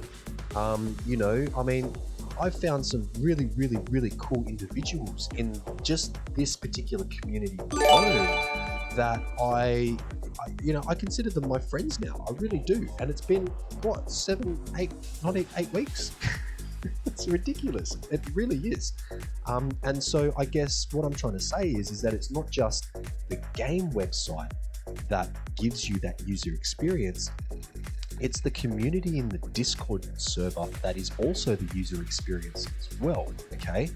And so it's sort of like this whole package. There's this whole side of the game where you can go and you can interact and you can joke around, or you can be serious and you can share, you can post stuff, you can discuss, you can strategize, you can do all these different things. And then you've got the user experience with the actual in-game mechanics as well, where you can come in and you can put all of those to practice and you can experiment and you can try, and it's all fairly hands-on stuff. So there's multiple different user experience aspects with regards to NBM, and that's ultimately what I really love about it. I'm a very, very interactive social person, and if I don't get my dose every day, watch out. But NBM satisfies me. It really does. It really does. On all fronts. So yeah, that's what I wanted to say with regards to that. So, are we ready to move on past the main menu? Yes. Okay, perfect. All right. So what I would like to do is I would like to talk about the October 1st main sale. Now, I'm just trying to think, is there somewhere that I can actually go? I don't think there's any. Yeah, no, there's no there's no page on here. I don't think that I can actually go to have a look at some information. So what I might do, I might just... Wait, I will send you a screenshot that is quite helpful. Oh, yes, please. That would be awesome. Ah, yes, I know the one that you're talking about. The one from Diablo, if you remember. Yep. No, that'd be... That should be... I crossed out Atomic Hub since I think it was announced that it will be on Nifty. I'm not sure. Okay, here we go. So this is a post from Diablo Crow, who's the CEO of NFT Battle Miners.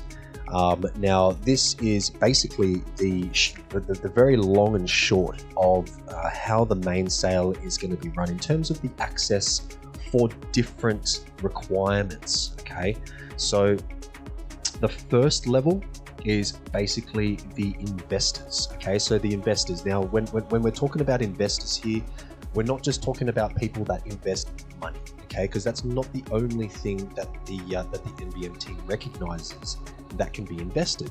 The other thing is time. Okay, so time is obviously an extremely valuable resource that none of us get back. We've all got a very limited amount of time on this earth, and the NFT Battle Miners team recognize that those users that have been here for a certain amount of time and have devoted their time to the community or to helping the team out in certain ways, or just being around to support the project, that's an investment of time. Okay, the other investment is obviously money as well. Okay, so you can either choose to invest your time or you can choose to invest money. Now, towards the end of promo period, there's really only one option if you're wanting to get to investors, the investor status or role, and that is to invest money, because to gain 10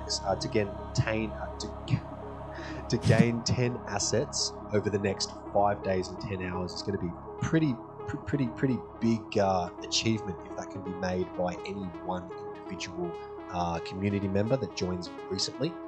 But there is the option to invest money as well. Okay, so it's not just for those that have been around here for a while. It is also anybody that comes along and goes, you know what, I really like these guys. It looks like they've got a great project going. Main sale sits around the corner. Sure, I'll buy 10 assets so that I can get dibs at that first sale, the first level. Okay, so this sale will occur on the NBM game site. Okay, so much like we saw in the over here. Only the investor sale. Sorry, yes, that's the first one. So that will be over here in the sale. So there will be another sales tab here that will be separate, and this will be a part of the main sale just for the investors. Okay. Except front post. So the 225 to 3,000 each pack, except front post 15 to 2,000, 30-minute reset time. That's public pool. First level active battle miner Discord role. is this this doesn't include the this list doesn't include the investor, but that's cool. That's all right. I've got some information. So here. it's not a problem. Investor sale is simply a separate pool. Yes. And everyone is guaranteed to have the option to buy one of each pack for one ticket. Yes, correct. So investors are guaranteed to get whatever they want or can achieve with their money. Yeah. The public pool is separate and will be on Atomic Hub or Nifty. I'm not quite sure yet. And the pool for public will have reduced packs because the other stuff is reserved for the investors. Yeah, and correct. I think the time was actually moved too. So the time is not correct anymore. I think it was an hour earlier now. Okay, yes. Yeah, I do believe there was a post about correctly. that. Correct. But from the timing with the 30 minutes out of between each sale stage, that's still valid. Yeah. I've got some notes here that I'm going to quickly pull up. Yeah. So these are my personal notes that I've got. So this basically just just very, very briefly, it doesn't show exact amounts of packs or anything like that.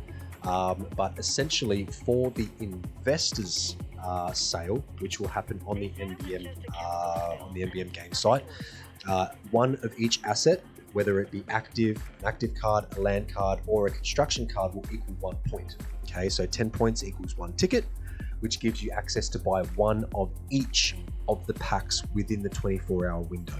Okay, so it's not just one pack per ticket, it's one of each pack. So there's actually going to be, what was it again? Was it 4 packs are going to be available at main sale? Yes, Survival Pack, Secured Station, Front Post, and Dominator Station. Correct. Dominator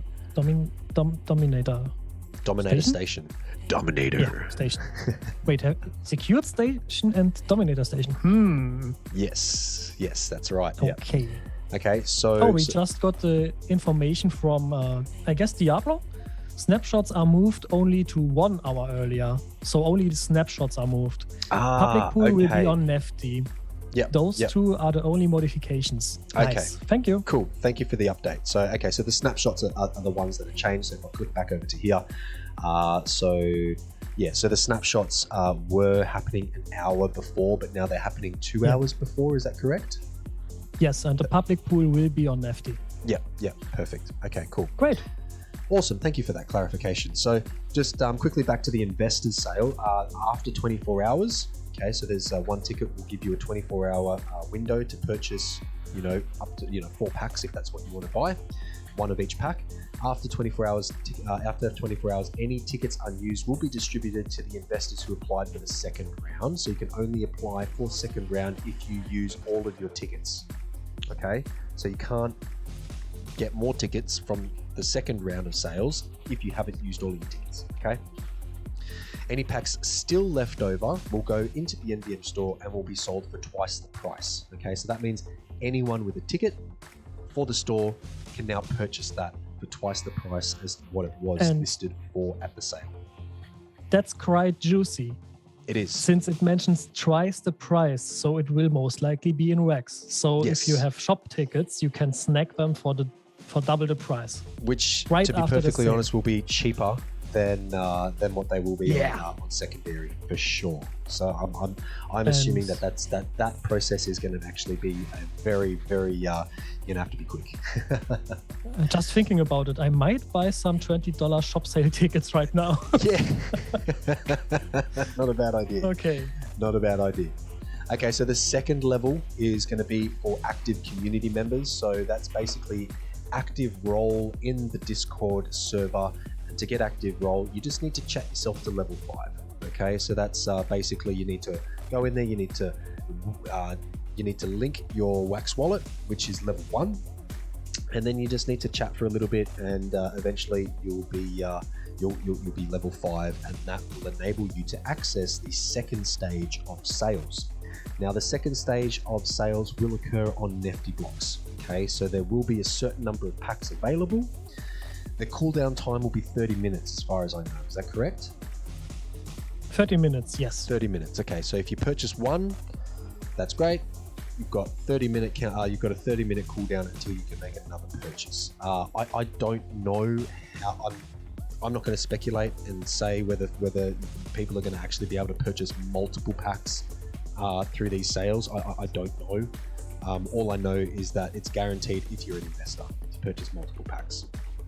Now, the individual purchase rapid, will that be for all 4 packs? So you can buy one of each pack and then there's a 30-minute cooldown? Or Yes. is it you purchase one pack and it's a 30-minute cooldown? No. Okay, so you can purchase all 4. Per stage, you can buy one of each pack. Yeah, okay, perfect. So since the cooldown is the length of the stage anyways, but yes, you will be able to buy one of each. Excellent. Okay, cool. And then the third stage, guys. The third stage is the Wax linked community members. Okay, so those that have the Wax linked wallet in the Discord server. So that's actually a really, really easy, I guess, thing to do. It doesn't take long at all. As long as you've got a Wax wallet, you've got a Discord account, join the server, type in, into the bot channel and and link your Wax wallet. You'll be able to participate in the third stage, alrighty, which will also occur on FT Blocks 2, 30-minute cooldown time as well. Now, the fourth stage will be, I believe, the busiest and the craziest. That's the public sale. Okay, so there are absolutely zero guarantees from anyone in the NBM community as to whether, if you participate in the public sale, whether you're actually going to be able to buy anything, because that's going to be everyone. Okay, So you are really expecting it to hit the public sale? Maybe not.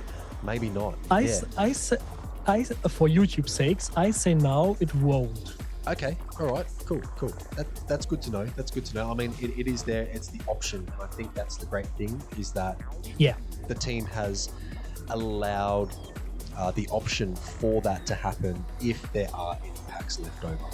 But yeah, you might be right. There might not be any packs left. That actually wouldn't even surprise me, to be perfectly honest. I think most of them will probably be gone after the active community member, after the second stage. Who knows? I think most will be gone in Wax linked. Wax linked? Yeah. Okay. Because every investor can buy. Every investor is an active member. Not every investor is an active member, but most. Yep. So they buy in the active stage 2. We can buy in the Wax linked stage 2. So that's true, actually. Yeah. So investors can buy in the investor. They can also buy in the second round for active, and they can buy in the third round for Wax as well. And then active community members can also buy in the Wax linked as well. Yeah. So that does make sense. Yeah, that does totally make sense. So yeah, I think you're probably right. They're probably all going to be gone by the end of the Wax linked one, but you never know. Who knows? Maybe there might still be some left over for the public sale. Okay. I will personally make sure there's nothing left. You're gonna make that your personal goal. Personal goal. Yeah. Very good. So I guess just quickly going back to here, guys. Again, you can sort of see for that public pool, there's 2,500 to 3,000 for each pack, except the front post, which is 1,500 to 2,000, which is pretty cool. Okay. Alrighty, so here are the times. The snapshots will be taken just before this, and that's on the 1st of October as well. I know it doesn't state the date here, but that is the 1st of October, 7 p.m. it starts, but the snapshot is now going to be taken at 5 p.m. UTC. So anyone that is currently Wax linked in Discord, you've got up until 5 p.m. UTC October 1st to become active, to participate in that active role, sort of second part of the sale. Okay. And don't forget to open your packs for the extra ticket. Yes, correct. Packs don't count. Packs won't Stickers count. Don't count. That's right, exactly. So yeah, so anyone that is listening now, that is currently hoarding packs, I don't think I know anyone actually that has a huge amount of packs left. I've been opening them as soon as I get them out. But yeah, don't be holding on to any packs, guys, because they won't count towards your total. Especially, we're talking about those who are gunning for investor role. Okay. So I'm just having a quick look through if there will be any left over. Yeah, that's correct. Yep. Yeah. Cool. Awesome. All right. Well, that was us covering the main sale. Okay. Next, oh yes, actually very important. This is actually really super important. So this is for any members that are sort of somewhat new to the community, maybe new to the space as well. You know, maybe they've they've only sort of just found their way into. There comes the money. Oh, more money. Love it. Yeah, this is for anyone that has that's sort of new to the space as well, new to NFT battle miners, maybe new to the wax space and all of that sort of stuff, and might not necessarily know. But we do have some impersonators, and we've got to be really, really super careful, guys. We've got to be a little bit careful when we're purchasing certain things from Atomic Hub. Now, I'm just having a quick look here. I probably should have got this up a little bit earlier, so I do apologize. But we do have some impersonator project. It's collections, right? Let's call them collections on Atomic Hub. And, we had 2 banned already, I think. Correct. We have had 2 banned. I'm just scrolling through the announcements here, trying to find out where it is. Ah, here we go. Cool. All right. So I'm gonna pop this over here. I'm gonna pop that there, and I'm also going to quickly do this as well, so I can show you the comparison between the two. And this is the other one. Okay, cool. So if we have a look here, I'll bring up an NFT from the official, and then we've got the scam. Okay, so as you can see here, guys, we've got a collection name here. It is Battle Miners, all lowercase, no spaces, no double I's, and there is a nice white tick here. That white tick means that we are whitelisted. Okay, the team has gone through a whitelisting process to submit documentation, to register a business. Basically, to get whitelisted, you need to be a legitimate business, and you need to be able to prove that you are legitimate. Okay, so make sure that whenever you're purchasing something on Atomic Hub, that the collection name is Battle Miners with the white tick. Very, very important. Okay. So from a new perspective, since I'm really a noob in this space, yep. The first thing which should make you stop buying is if you see this card, which is 300 wax, $67. If you see the same for about 50 bucks, you should double check, because something is not right. Something's not right. Correct. Exactly. So if we go over to an impersonator, right, what you guys see here is you'll see that there's a nice big red banner here. Now this is obviously a project that we as a community have reported. Okay, so we've collectively reported this collection. As you can see, it's Battle Miner with a double I. Alrighty, so they're trying to impersonate the legitimate Battle Miner collection. There's also a nice big cross next to their name.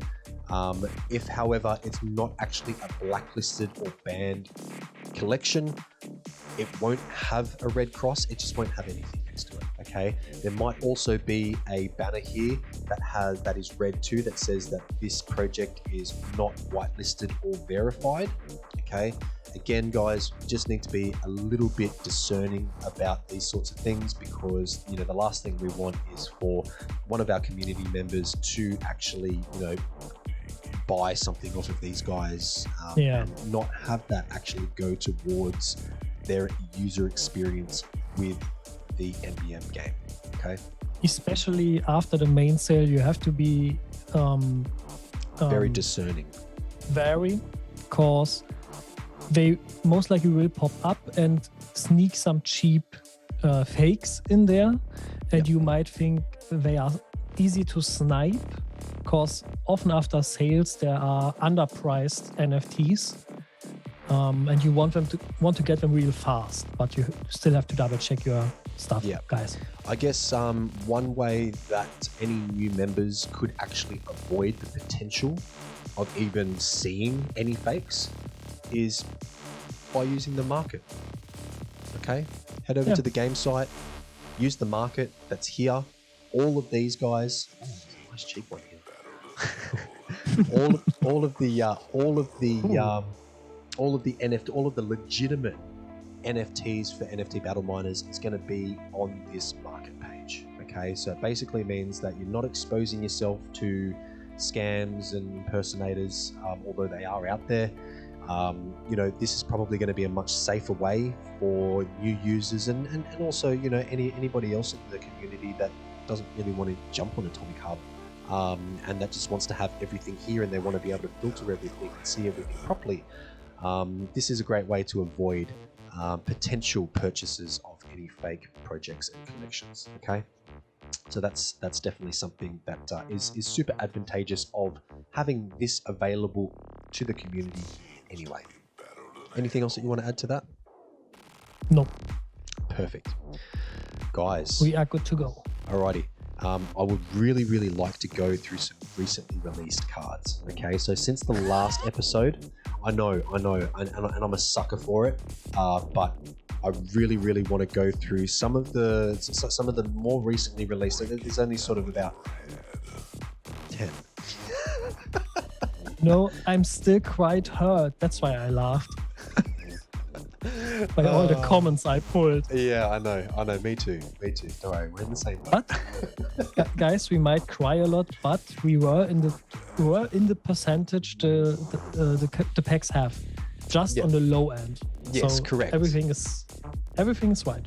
Yes, correct. That's right. So I guess the first one here is the War album. So the War album was just released very recently. This guy here is very good. So he's best for mining resources and PvP. Okay. You might want to swap us on the right corner so everything left is visible. Oh right, yes. Sorry, I'm not even looking at that view. So 1 second. Here we go. Ha. I'll increase this a little bit. Yeah, looks better. Ha. There we go. Excellent. Thanks for that, Tim. So guys, yes, this is the War album. This was just released a couple of days ago. This is a 10 resource mining, 5 NFT mining as well. But then we're looking at a power of 50. Okay, so you can see here in terms of its best stats. Listen, you can put this, to mine NFTs if you want to, but it's probably not going to be the best use of the card. Okay, the best use of the card is going to be resource to be mining resources and to also be participating in PvP action as well when that gets released. Okay, it's a really strong PvP card. Yeah, it is definitely a very strong PvP card. So the next one we have is the War Machines collection. Again, this is a very good mining resources and PvP card. Okay, so it is only slightly less in terms of power compared to the War album, but the resource mining is 1 more. Okay, but the NFT mining is 1 less. So again, guys, the options are there. Okay, the options are there. If you want to chuck it into NFT mining, by all means, no one's going to stop you. But if you're really wanting to get the maximum out of this card, you're going to want to pay it either with PvP or you're going to want to put it as a card that's going to be mining resources. And War Machines collection is an example of a worse starting card, since the stats are really crap at the beginning with 1 NFT mining, 0 resource, 0 power, 50 energy. It's completely worthless at common level 1. Yes, but correct. Just take a look at legendary level 3 upwards. It gets really good. Yes, correct. It becomes really good. Yeah, it does. Yeah, definitely. And that's in terms of your resource mining as well, guys. And obviously the drop in power too. Yeah. Drop in power. Drop in energy. And the drop in energy as well. Yeah, definitely. Also the increase in power, drop in energy. That's what I was trying to say. Yeah. Next is the Spaceships collection. Okay. So the Spaceships collection is best for mining resources. So that's all resources and also NFTs. Okay.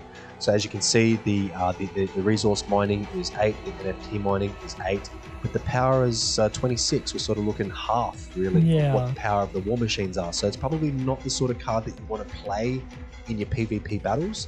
I totally disagree with you there. Oh, really? Is this because of the energy? Yeah, it just costs you 1 energy. Okay, all right. The less energy, the better, you know? Yeah. Okay. Okay, all right. good. No, that's okay. Didn't try to be sarcastic. That's exactly why I've got you on, because, you know, I really want to be able to have that contrast of opinion too, right? I think this is one of the strongest PvP cards out there. And that's specifically because of the energy. Yeah, you have a really, really low energy cost. Interesting. Even at low level, you have 0 energy cost, but 10 power. Yeah, so okay. I think it's still usable. Interesting. Actually, I think I've got a couple of those. I mean, it depends how the PvP will work out. Yeah, me too. Yeah. No, very good. So, yeah, that's the spaceships collection. Again, just amazing. Yeah, the design is great. The artworks are so cool. It's for me, it's the best out there on Vax. Undisputed. Here we go. Yeah, such good artworks. And that might be too because of the fact that these are 3D models mostly. Yes, correct. It's not just an image. It's not just an image. Model. It's an actually 3D modeled, image that you know it's built in a 3D space, and it's you know there's lighting effects, there's shading, there's grading, there's all sorts of these different effects that have been basically put onto the details are amazing. Put onto the details. Amazing. Correct. Because this is not only an NFT card-based game in web browser. We are going for a 3D game with an RTS style. This was confirmed already. Oh, cool. Okay. Actually, the RTS game might not be 100%, but the style is aimed for. Yeah, cool. Okay, excellent. Oh, mate, that's super exciting. Super exciting, definitely. And I guess, you know, having these designed in the manner that they're designed in, it basically means that the team saves time further down the track when they make that transition, because everything is already 3D modeled. The NFT cards are basically a preview of what we have in the game later. Yeah, perfect. That's absolutely amazing. Absolutely amazing. All right, so Infantry Collection is not yet released. It's going to be coming out soon. Next, we have the Melee Weapons Collection. Now, the Melee Weapons Collection is best for resource mining, but also for PvP as well. Obviously, you can see here, as Rapid has pointed out in the previous one, that the energy for this is it's a little bit high. But you know, you're definitely going to want to have one of these in your arsenal if you are a PvP player.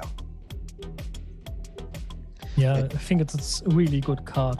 Starts out bad once again. Yep. But gets really good on higher rarity. Yep, definitely. Yep, I can see that. Yeah, energy 50, power 50, resource mining 1, NFT mining 1. There's 28 of them. I think I've got 4 or 5. Just think about it. You have an ultimate level, let's say 3, and fight against someone with a common 3.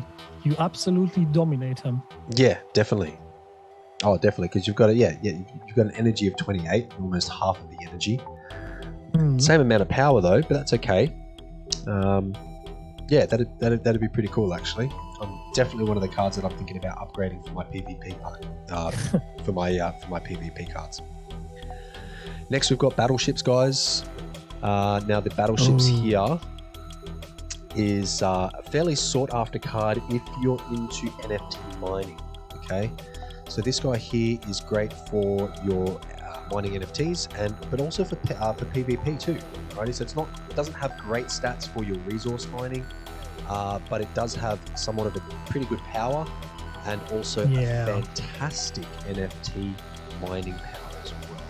Okay, not the best at first, but I was quite unhappy with it, but the design is so good. The details are so incredible. It is. There are so many details on this ship. I zoomed in like crazy, and even before I pulled the legendary of it, I was already happy with that card, since it's like the equivalent of mining album for PvP. Yeah, definitely. Oh, totally. And NFT mining. Yeah. And NFT mining too. Yeah, definitely. Yeah. Definitely. Yeah. No, I'm a big fan of the battleships. I think I might have one, maybe. Oh. Can't even remember. Next, we've got the weapons collection. So the weapons collection is great for your resource mining. Fantastic. It's also a really good PvP card as well because it's got a pretty low energy and it's got a pretty high power as well. So, so anybody that's currently holding a weapons collection card, yeah, have a look and see, you know, how it's going to actually, how much it's going to cost you to start leveling that up, because I would definitely start planning to level up a weapons collection card. Yeah, no matter that's what overall a rarity it is. really strong card. Yep, very strong card. Yeah, it looks like there's a few. So there's no ultimates at the moment. There's 3 level 2 legendaries, which is pretty cool. There's quite a few epics. Not as many as I thought that there would be, to be perfectly honest. A lot of these numbers are sort of, you know, I would have thought there would have been a little bit more, but maybe not. Maybe not. Pretty cool though. Yeah. Now. Scroll past it, please. I was waiting for it. Okay, guys. This is if you're wanting to mine and you're wanting to mine at the highest level possible. This is the card that you want to pull out of one of your packs, or you want to buy from secondary. So this guy here is the mining album. He, as you can see, 14 resource mining, 14 NFT mining. Essentially, if you put this on any of your land cards, you will absolutely dominate any resource that you choose to mine. Okay. It also has not a very bad at all PvP sort of stats with the power of 35, but it is mainly a mining card. It's not really a PvP card. I'm sure you can use it for that, but this is the card that you want to be churning and using 24/7. Yes, at the moment, it has, yeah. Go on. Sorry. Yep. Go on. Okay. It has the highest stats for both minings overall. Nothing can compete with it in NFT mining, and only Ultimate Level 5 BM Sticker can compete with it in resource mining. Interesting. Nothing else. Interesting. Okay. And I guess the what was it? It was the battleships is sort of around that NFT mining as well, but still not quite. It's still 13, and the mining album is 14. So this card definitely has a leg up on pretty much every other card in terms of the mining power for both resources and NFT. Definitely one that if you're a miner, this is the card that you're going to want to get your hands on. Next, we've got the Space Mining Collection. Okay, so Space Mining Collection again is this card here. Maybe you want to talk a little bit about this, Rapid. Okay, good, nice, thank you. Because this card starts out like shit with 0, 0, 0, 1, as you can see in common level 1. But if you upgrade it or pull a high level card, this card is so good.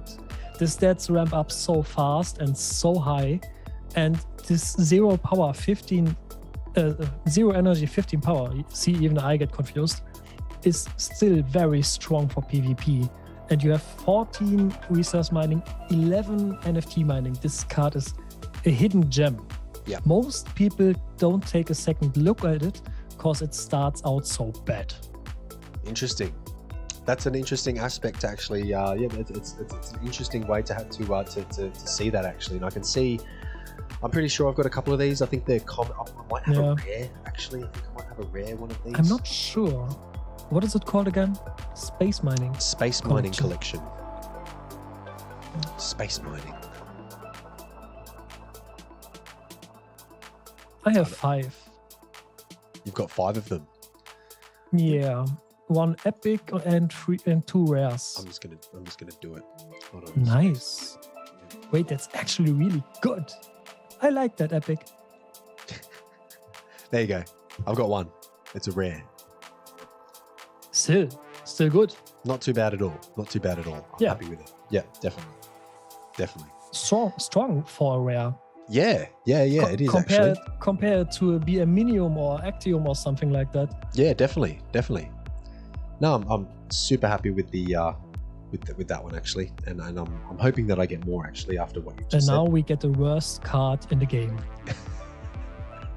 The absolute most shittiest card in the game. The team has to release a crappy card. There has to be. There has to be. Like that. If you're going to get, the mining album, on one end of the spectrum, the team can't just have all of the other cards towards the top end of the spectrum. They've got to have one that's sort of sitting very, fairly far down. I already have a plan what I'm going to use them for. I got 8 of those. 8. You've got 8 of them. 8. Wow. You know what I'm going to do? What are you going to do? Random fusion all day. Oh, okay. That's an interesting idea, actually. I quite like that idea. Check the stats at ultimate level. 4 research, 7 NFT mining, and the PvP stats aren't good either. Yeah. It's not worth upgrading. Yeah. If you get an ultimate, okay, but upgrading. If there is no special use case in the game later, it's simply not that good. Yep, I agree. Yeah, definitely. I do like the random upgrade idea though. I do like that. Yeah. Guys, listen, that's the last of the most recently released cards. Now, obviously, we've got a whole bunch more cards to come out, and I do believe that they're going to be coming out before the main sale on October 1st. Am I right in this? Oh, yeah, I am. They're all special 10% on the road to investment. So I would imagine these are all still part of the promo period, the promo collection. That's still an active, that are still active cards, yeah. They're all still. These are all still active cards, and it's once we get here, that's where we start to get to sort of land cards, which we've still got some, and these guys still have promo on them as well. So I would assume, or maybe not. I don't know whether these lands will be released before the sale. Before the sale, everything we have here will be released before the sale. All 45 cards should be released, correct? Yes. Yeah. Okay. All right. That's fantastic. Alrighty. So that was covering the most recently released active cards. Okay, so we've sort of gone through them. Thank you for your insight there, Rapid. There was a couple of things I didn't really quite realise with some of them, which you've obviously done a little bit more research and had a little bit more of a look into them, which is great. That's why I've got you on here, mate, because I know that you've got that covered, which is good. Next, what I wanted to see was yes. So you just have, before we move on. You just have to remember, we don't know how the game will evolve. Correct. If there is a difference between a ground mining stuff, let's say this card, for example, and the space mining stuff, if there's a different use case later on, we don't know the worth of the cards at that point, And the other thing that I have to point out as well is that it says collection. So it's not just ground mining. It's ground mining collection. So maybe this might be the first released card for a collection of ground mining cards. That's my okay. Potentially. I don't know. Does that make sense? It says collection. Yeah, I think the Diablo once told me these collection names are more like a commemoration of the cards that got released.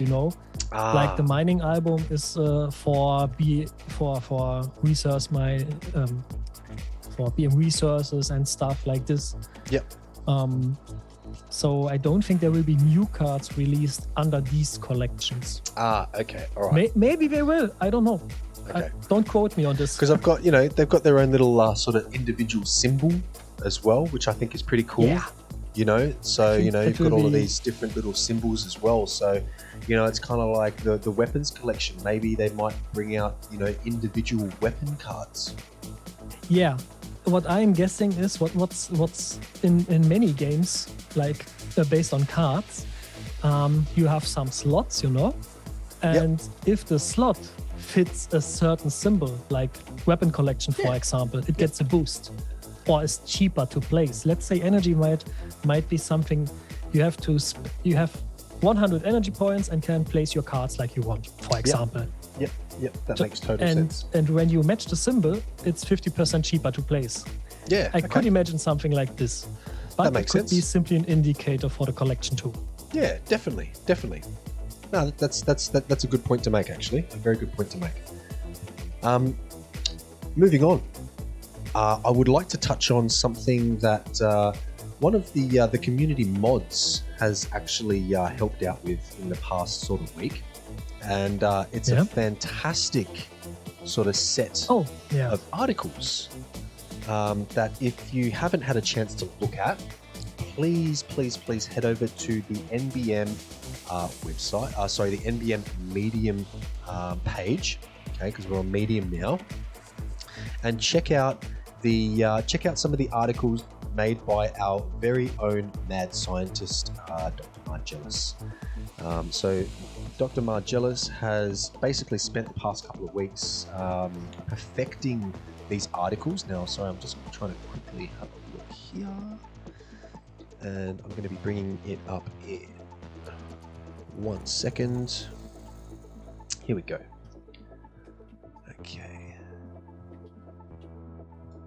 Okay, here we go.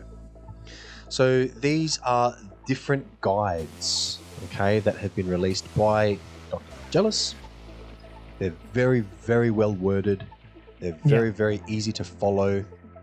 And if you are just starting out, head on to Article 1, start reading it. It basically tells you everything about the basics, about what NBM is and how it actually works. Everything from... It's a great starting It is guide. a great starter pack. Okay, so basically, if you want to know what the stickers are used for, you want to know what the promo packs are, you want to know what active cards are, you want to know what card pieces are, it's all in this first article. This is a start from scratch. Very easy to click over to the next article, and it covers everything from... This is joining our Discord, okay, and how to actually join and how to wax link your wallet, how to become active so that you can participate in the various stages of the main sale, which is awesome.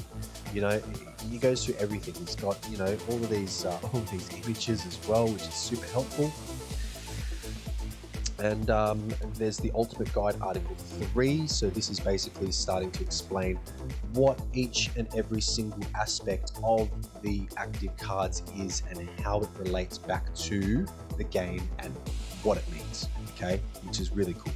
We go through rarities. There's just so much information here that he's put in that I don't know how he's managed to do it so easily, to be perfectly honest. Maybe it wasn't easy. I don't know. It's a great shortcut from the roadmap. It's more visual. Yeah. It's simpler and more in depth on certain aspects you need to know for the game itself. That's right. Exactly. Yes. Correct. So yeah, just wanted to quickly touch on that. What did my notes say on this? Yes. In the video on YouTube, I will put a link down to the Medium articles. Okay, so if anyone wants to have a quick look at those, just check out the comments in the YouTube video, and I'll make sure that I link them in there. Okay.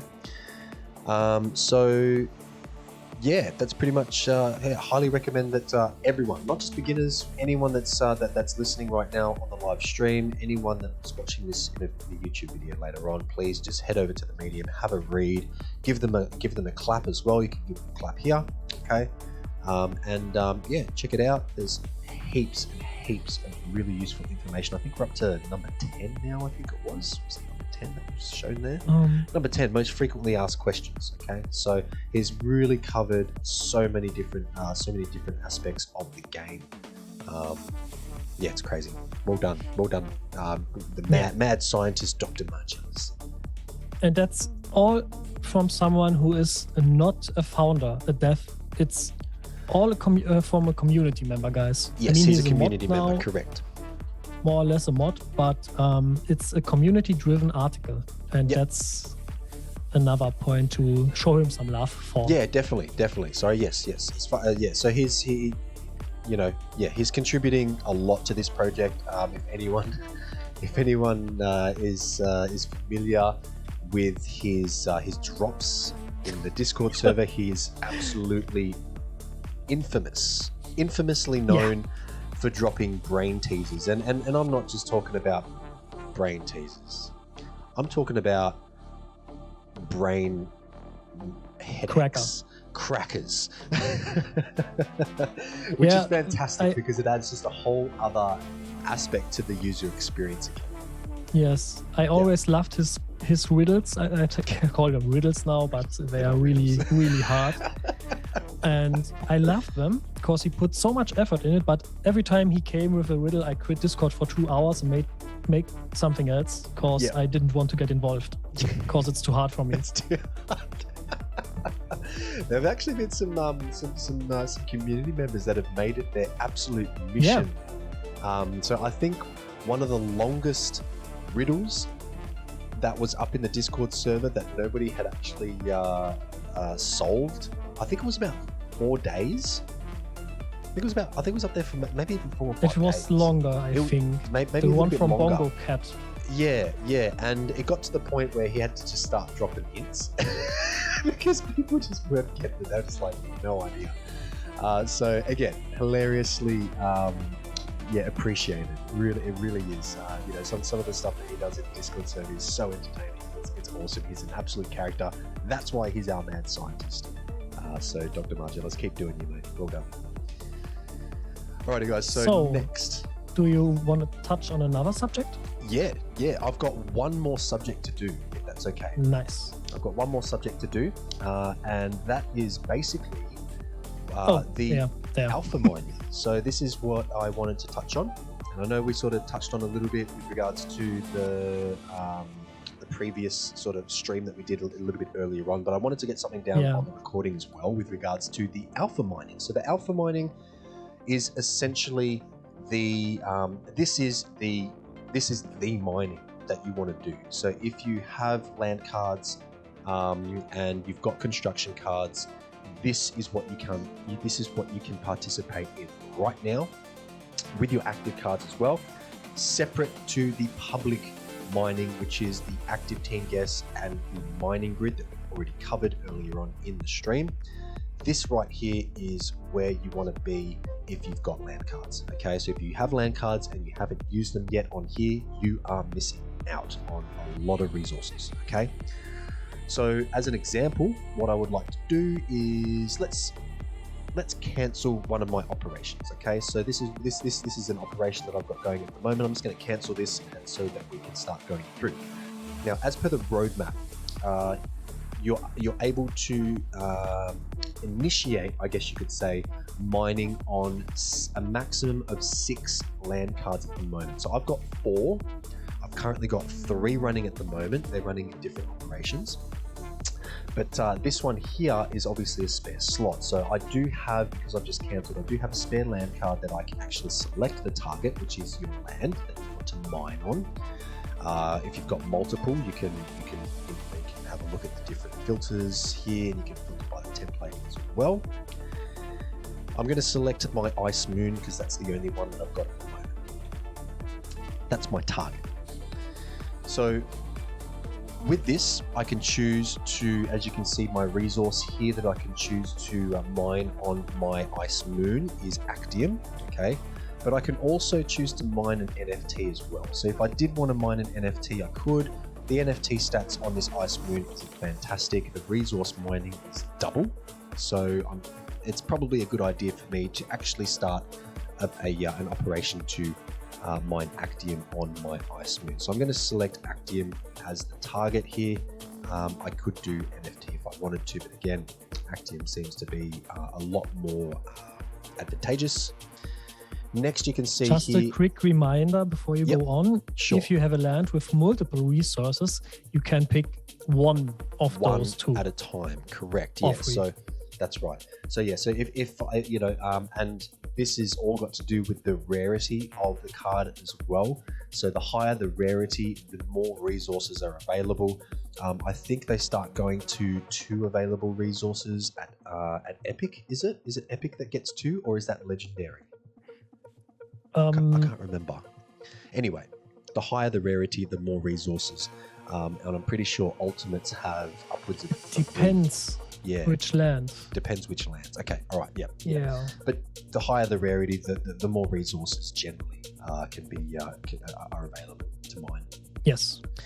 So right now, I'm doing my Actium. Again, if I had other resources available, I could choose only one of those, much like I can only choose either Actium or NFT, but I'll choose Actium. Now, what I can see below here is the available slots. Now, these slots are determined by the size. Okay, so the size, I have a size of 4. That means I can choose 4 slots to put either construction cards, or I can choose to put active cards. Okay, do I have? Yes. Okay, cool. So in this case, I do have constructions. Now, if I choose a construction, as you can see, these constructions that I have are both a size 1. Now, if I wanted to, I could select this.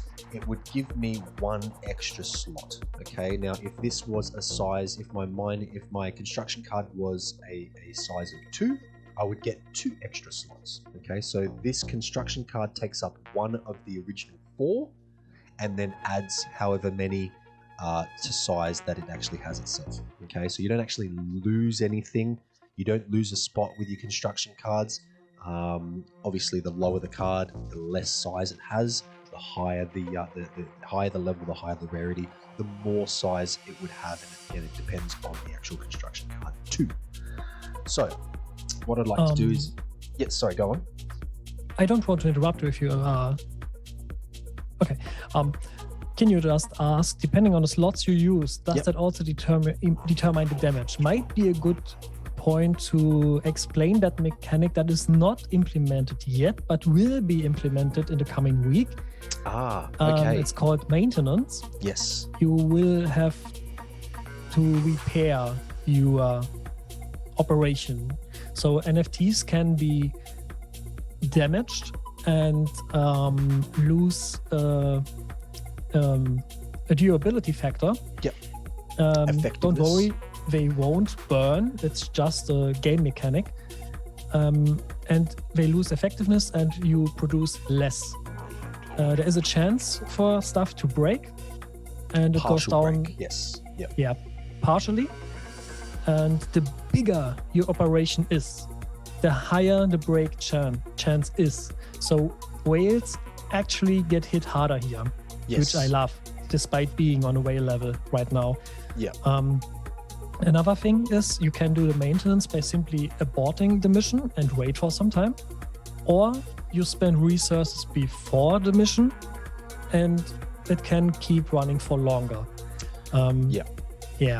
That's what I wanted to chip in. Okay, no, that's okay. No, thank you for that. I question from my perspective, I did read something about it in I can't remember where. Oh, that's right. I think I read it in one of those Medium articles from our mad scientist. With the if your operation, let's say, has a partial break, do you have the option of paying resources right then and there when it does break to actually fix it, or is that more of a time one where you have to wait? You can't fix it on the spot. You either have to prepare resources before launching the operation, so it gets automatically repaired, or you have to abort the whole thing. Right. Okay. And I think I read something about repairing either on site or at the base as well. Yeah. Can you explain a little bit more about that? Yes, that are the two ways I just scratched on. So repairing at the base means you completely abort the operation, everything gets back. Take it back to the base. And you have to wait for some time. It repairs over time. And I think you don't need to spend resources in that case, since you are punished by aborting the mission. The mission, correct. Yeah. So you're already paying in resources that you're not buying. And don't forget, starting an operation produces less right now. So not right now. When that will be implemented. 50% less. Is that correct? For the first hour, and 75% will be the output for the next hour, and then you are at 100%. Yeah. Okay. So I guess that's really to mimic real life, right? Because When if you were to set up a mining operation, you wouldn't just be full ball 100% as soon as you set up. It would take time to set up. It would take time to set up your equipment, to get everything in place, and to actually start mining. And so you're mining at a less capacity initially, and then it sort of ramps up until you're full ball again. Is there a cooldown time between starting and finishing that you know of with regards to starting? Is there anything like that you know of? I don't remember. I normally don't check these coming updates regularly. Yeah. There's so many updates. What I can, I rather explain the on-site repair since I'm not sure about the cooldown. Yeah. Okay, no, that's okay. I thought sorry, I'm just going to quickly go over to here because I think maintenance logic is the one, article number 8. Yeah, there was something. There was definitely something in here. That was, there we go. It will now take 20 minutes to start a new mine or to stop a running one. Yeah. Okay. So when you want to stop to repair, or when you want to start after repairing, or even if you just want to start one from scratch, you've opened up some packs and you've got a land card, you've got a construction card, and some actives, and you want to start a new operation, it will take 20 minutes for that operation to actually kick in. Okay. And that's basically to mimic real life, right? To simulate operation traveling from your base called headquarters to your land.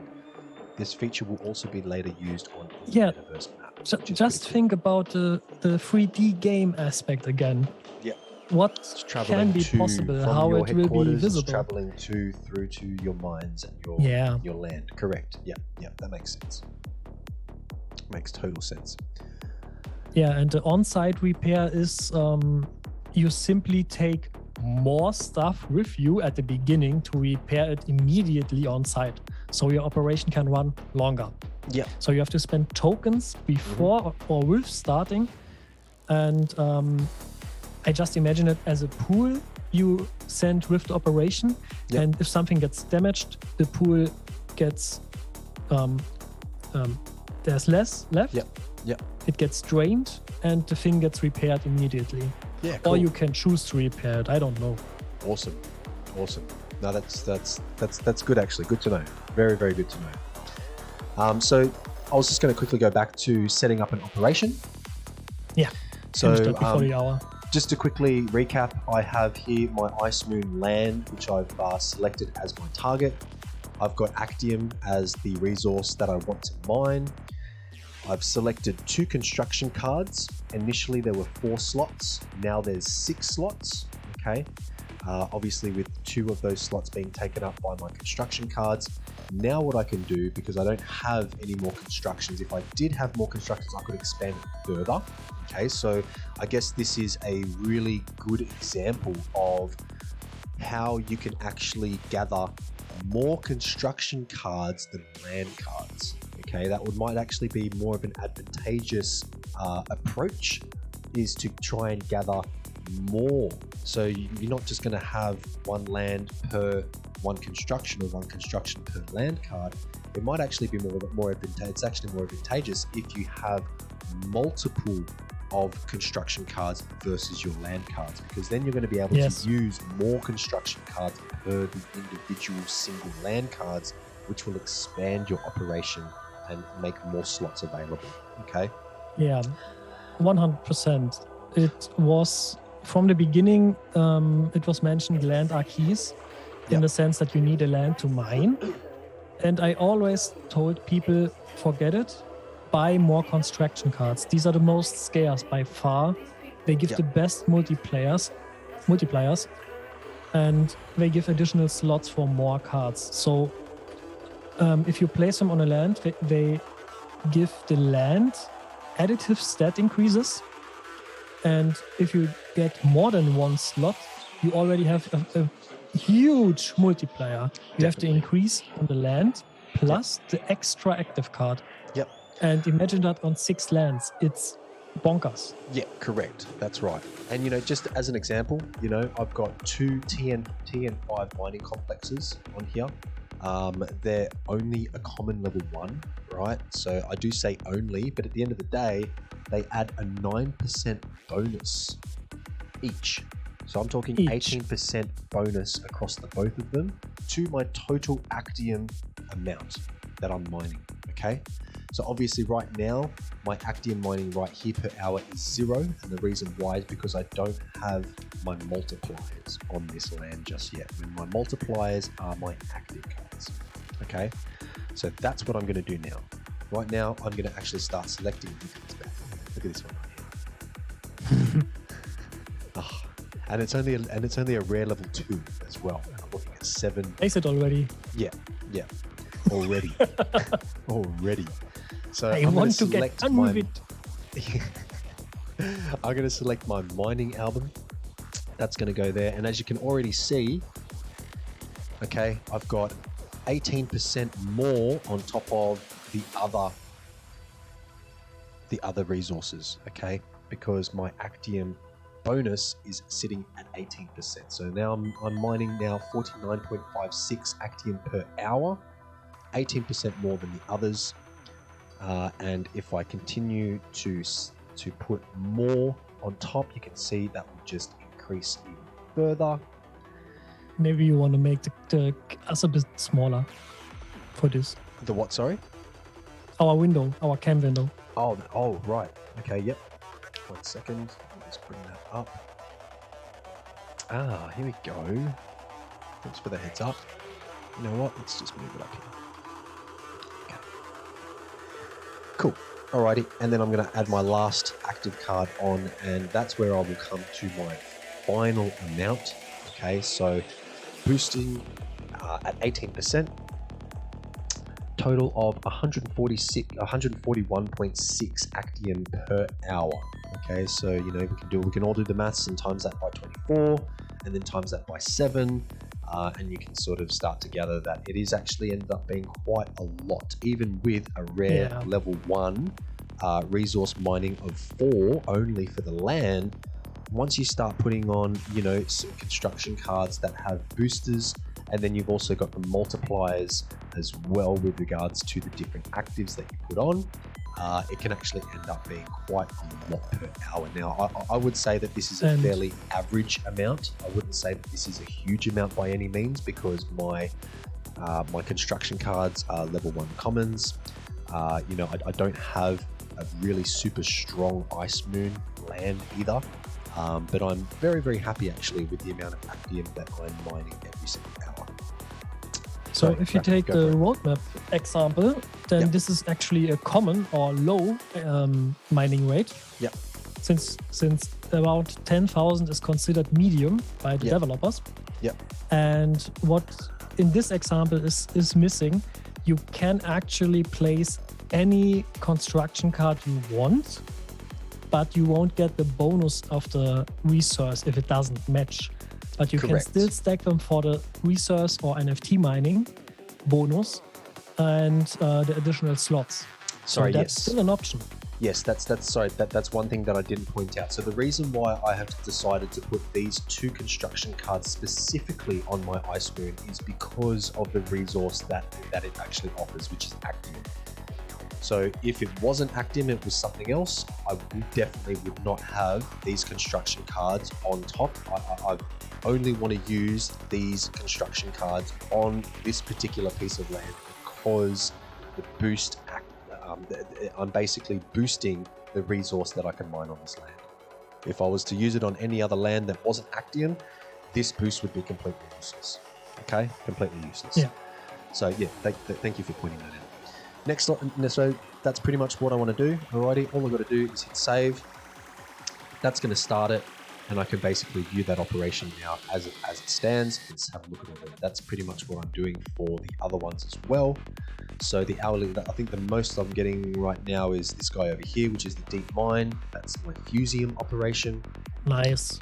Okay, so I've got a couple of mining facilities on there, and yeah, listen, it's all a work in progress, guys. Yeah, pretty happy with it actually at the moment. Very happy. I'm just happy that I can start mining. That's what I'm happy with, to be perfectly honest. Yeah, I'm still waiting for the other lands to be released. Yeah, definitely. I'm waiting for some other lands to be released as well. So this particular, as an example, this deep ocean mine has actually quite a high resource mining factor.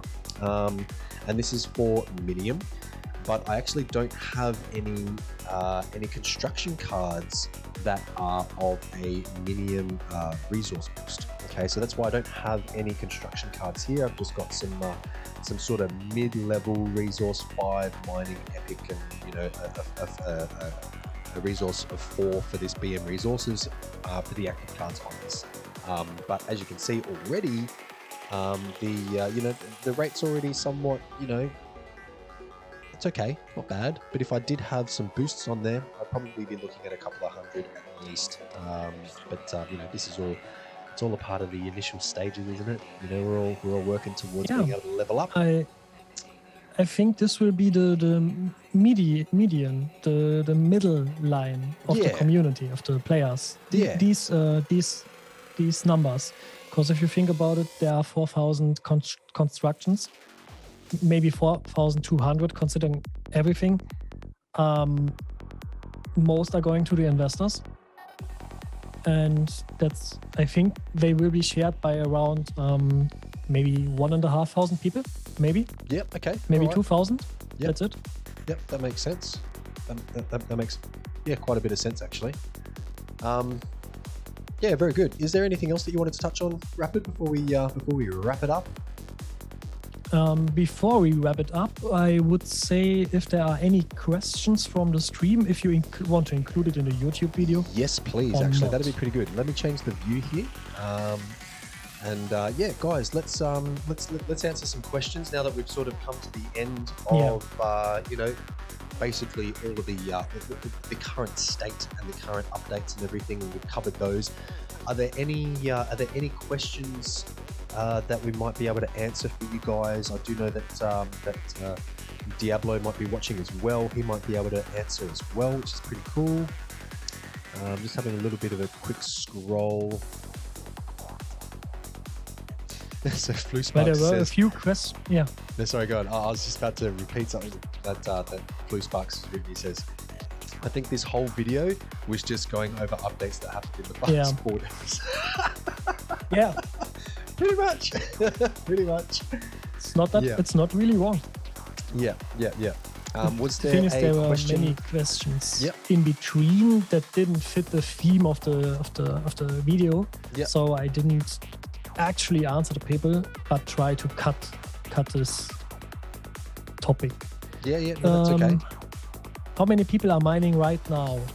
Does it show everyone who is mining? I think that's a Vetmark question. Yeah, I think that might be a Vetmark question. He should be able to look at those stats. I don't actually know. Sorry, one other thing with regards to the mining, you can also have a look at the calculator. That's one thing that I didn't cover.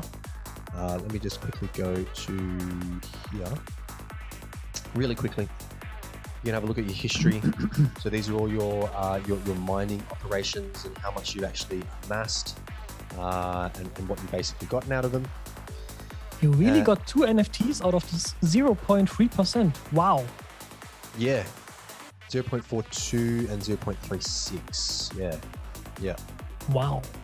Yeah, which was pretty not bad. Yeah, not bad at all, actually. And then there's a calculator here, guys. Now the calculator is actually really cool because what it basically allows you to do, it allows you to set up a fake operation to see what the potential is. Okay, so I'm just going to go here. Let's just choose a let's twist the knife a little bit. Let's go here. Let's choose a floating island, which is one of the best lands to be able to mine on. Let's select a construction and let's go one of the best constructions, I guess. I don't know, what are we going to go? Let's go the wait, hold on. Is there a let's go the tower. The tower. Is it the tower? Yeah, this one here. The filtering tower. Filtering tower. Yeah, that one there. Let's select another one. So let's say you had a couple of these guys. All right. Let's just say you've got a couple. And then we're going to go for these guys here. 1, 2, 3, 4. It's a level 5, this guy. Where is he? Where's he hiding? Legendary. Is he hiding? Right at the top. Is he right? He's right at the top. There he is. Yeah, there we go. Let's go another one because, you know, we're Wales and we're going to buy these. I'm joking. So, yeah, as you can see here, you can see the mining calculator has basically said that in terms of the constructium, we've got a 26% bonus. And we're mining 1,428 constructium per hour. Now, as far as the roadmap goes, that's actually like, you know, a good 8th or 9th less compared to the medium operation. No, medium is per day. Oh, that's per day. Okay, that makes total sense. 10,000 per day. Okay, all right. So yeah, this is a very high operation, definitely.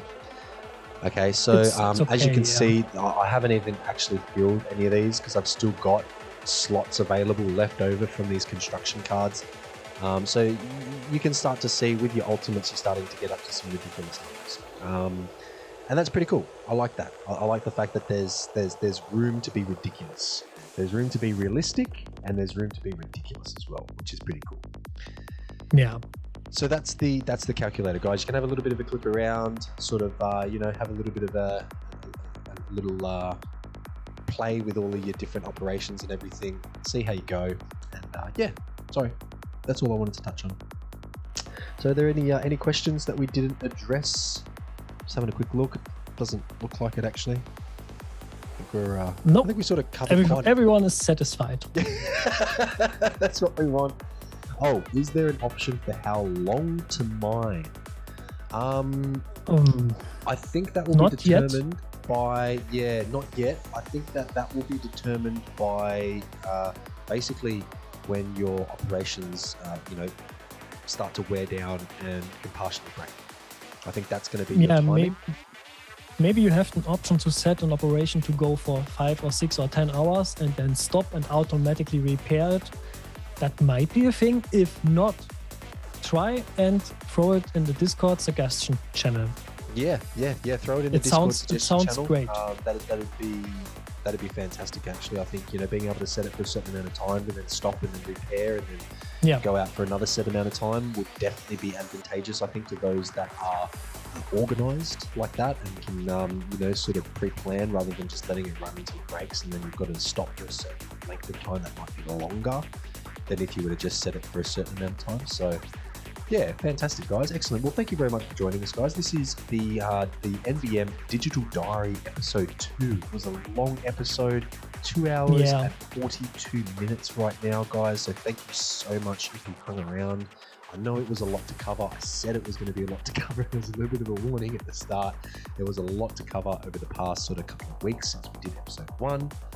But really happy that we've gone through. Please, by all means, rewatch it, like, subscribe, all of those sorts of things on YouTube as well.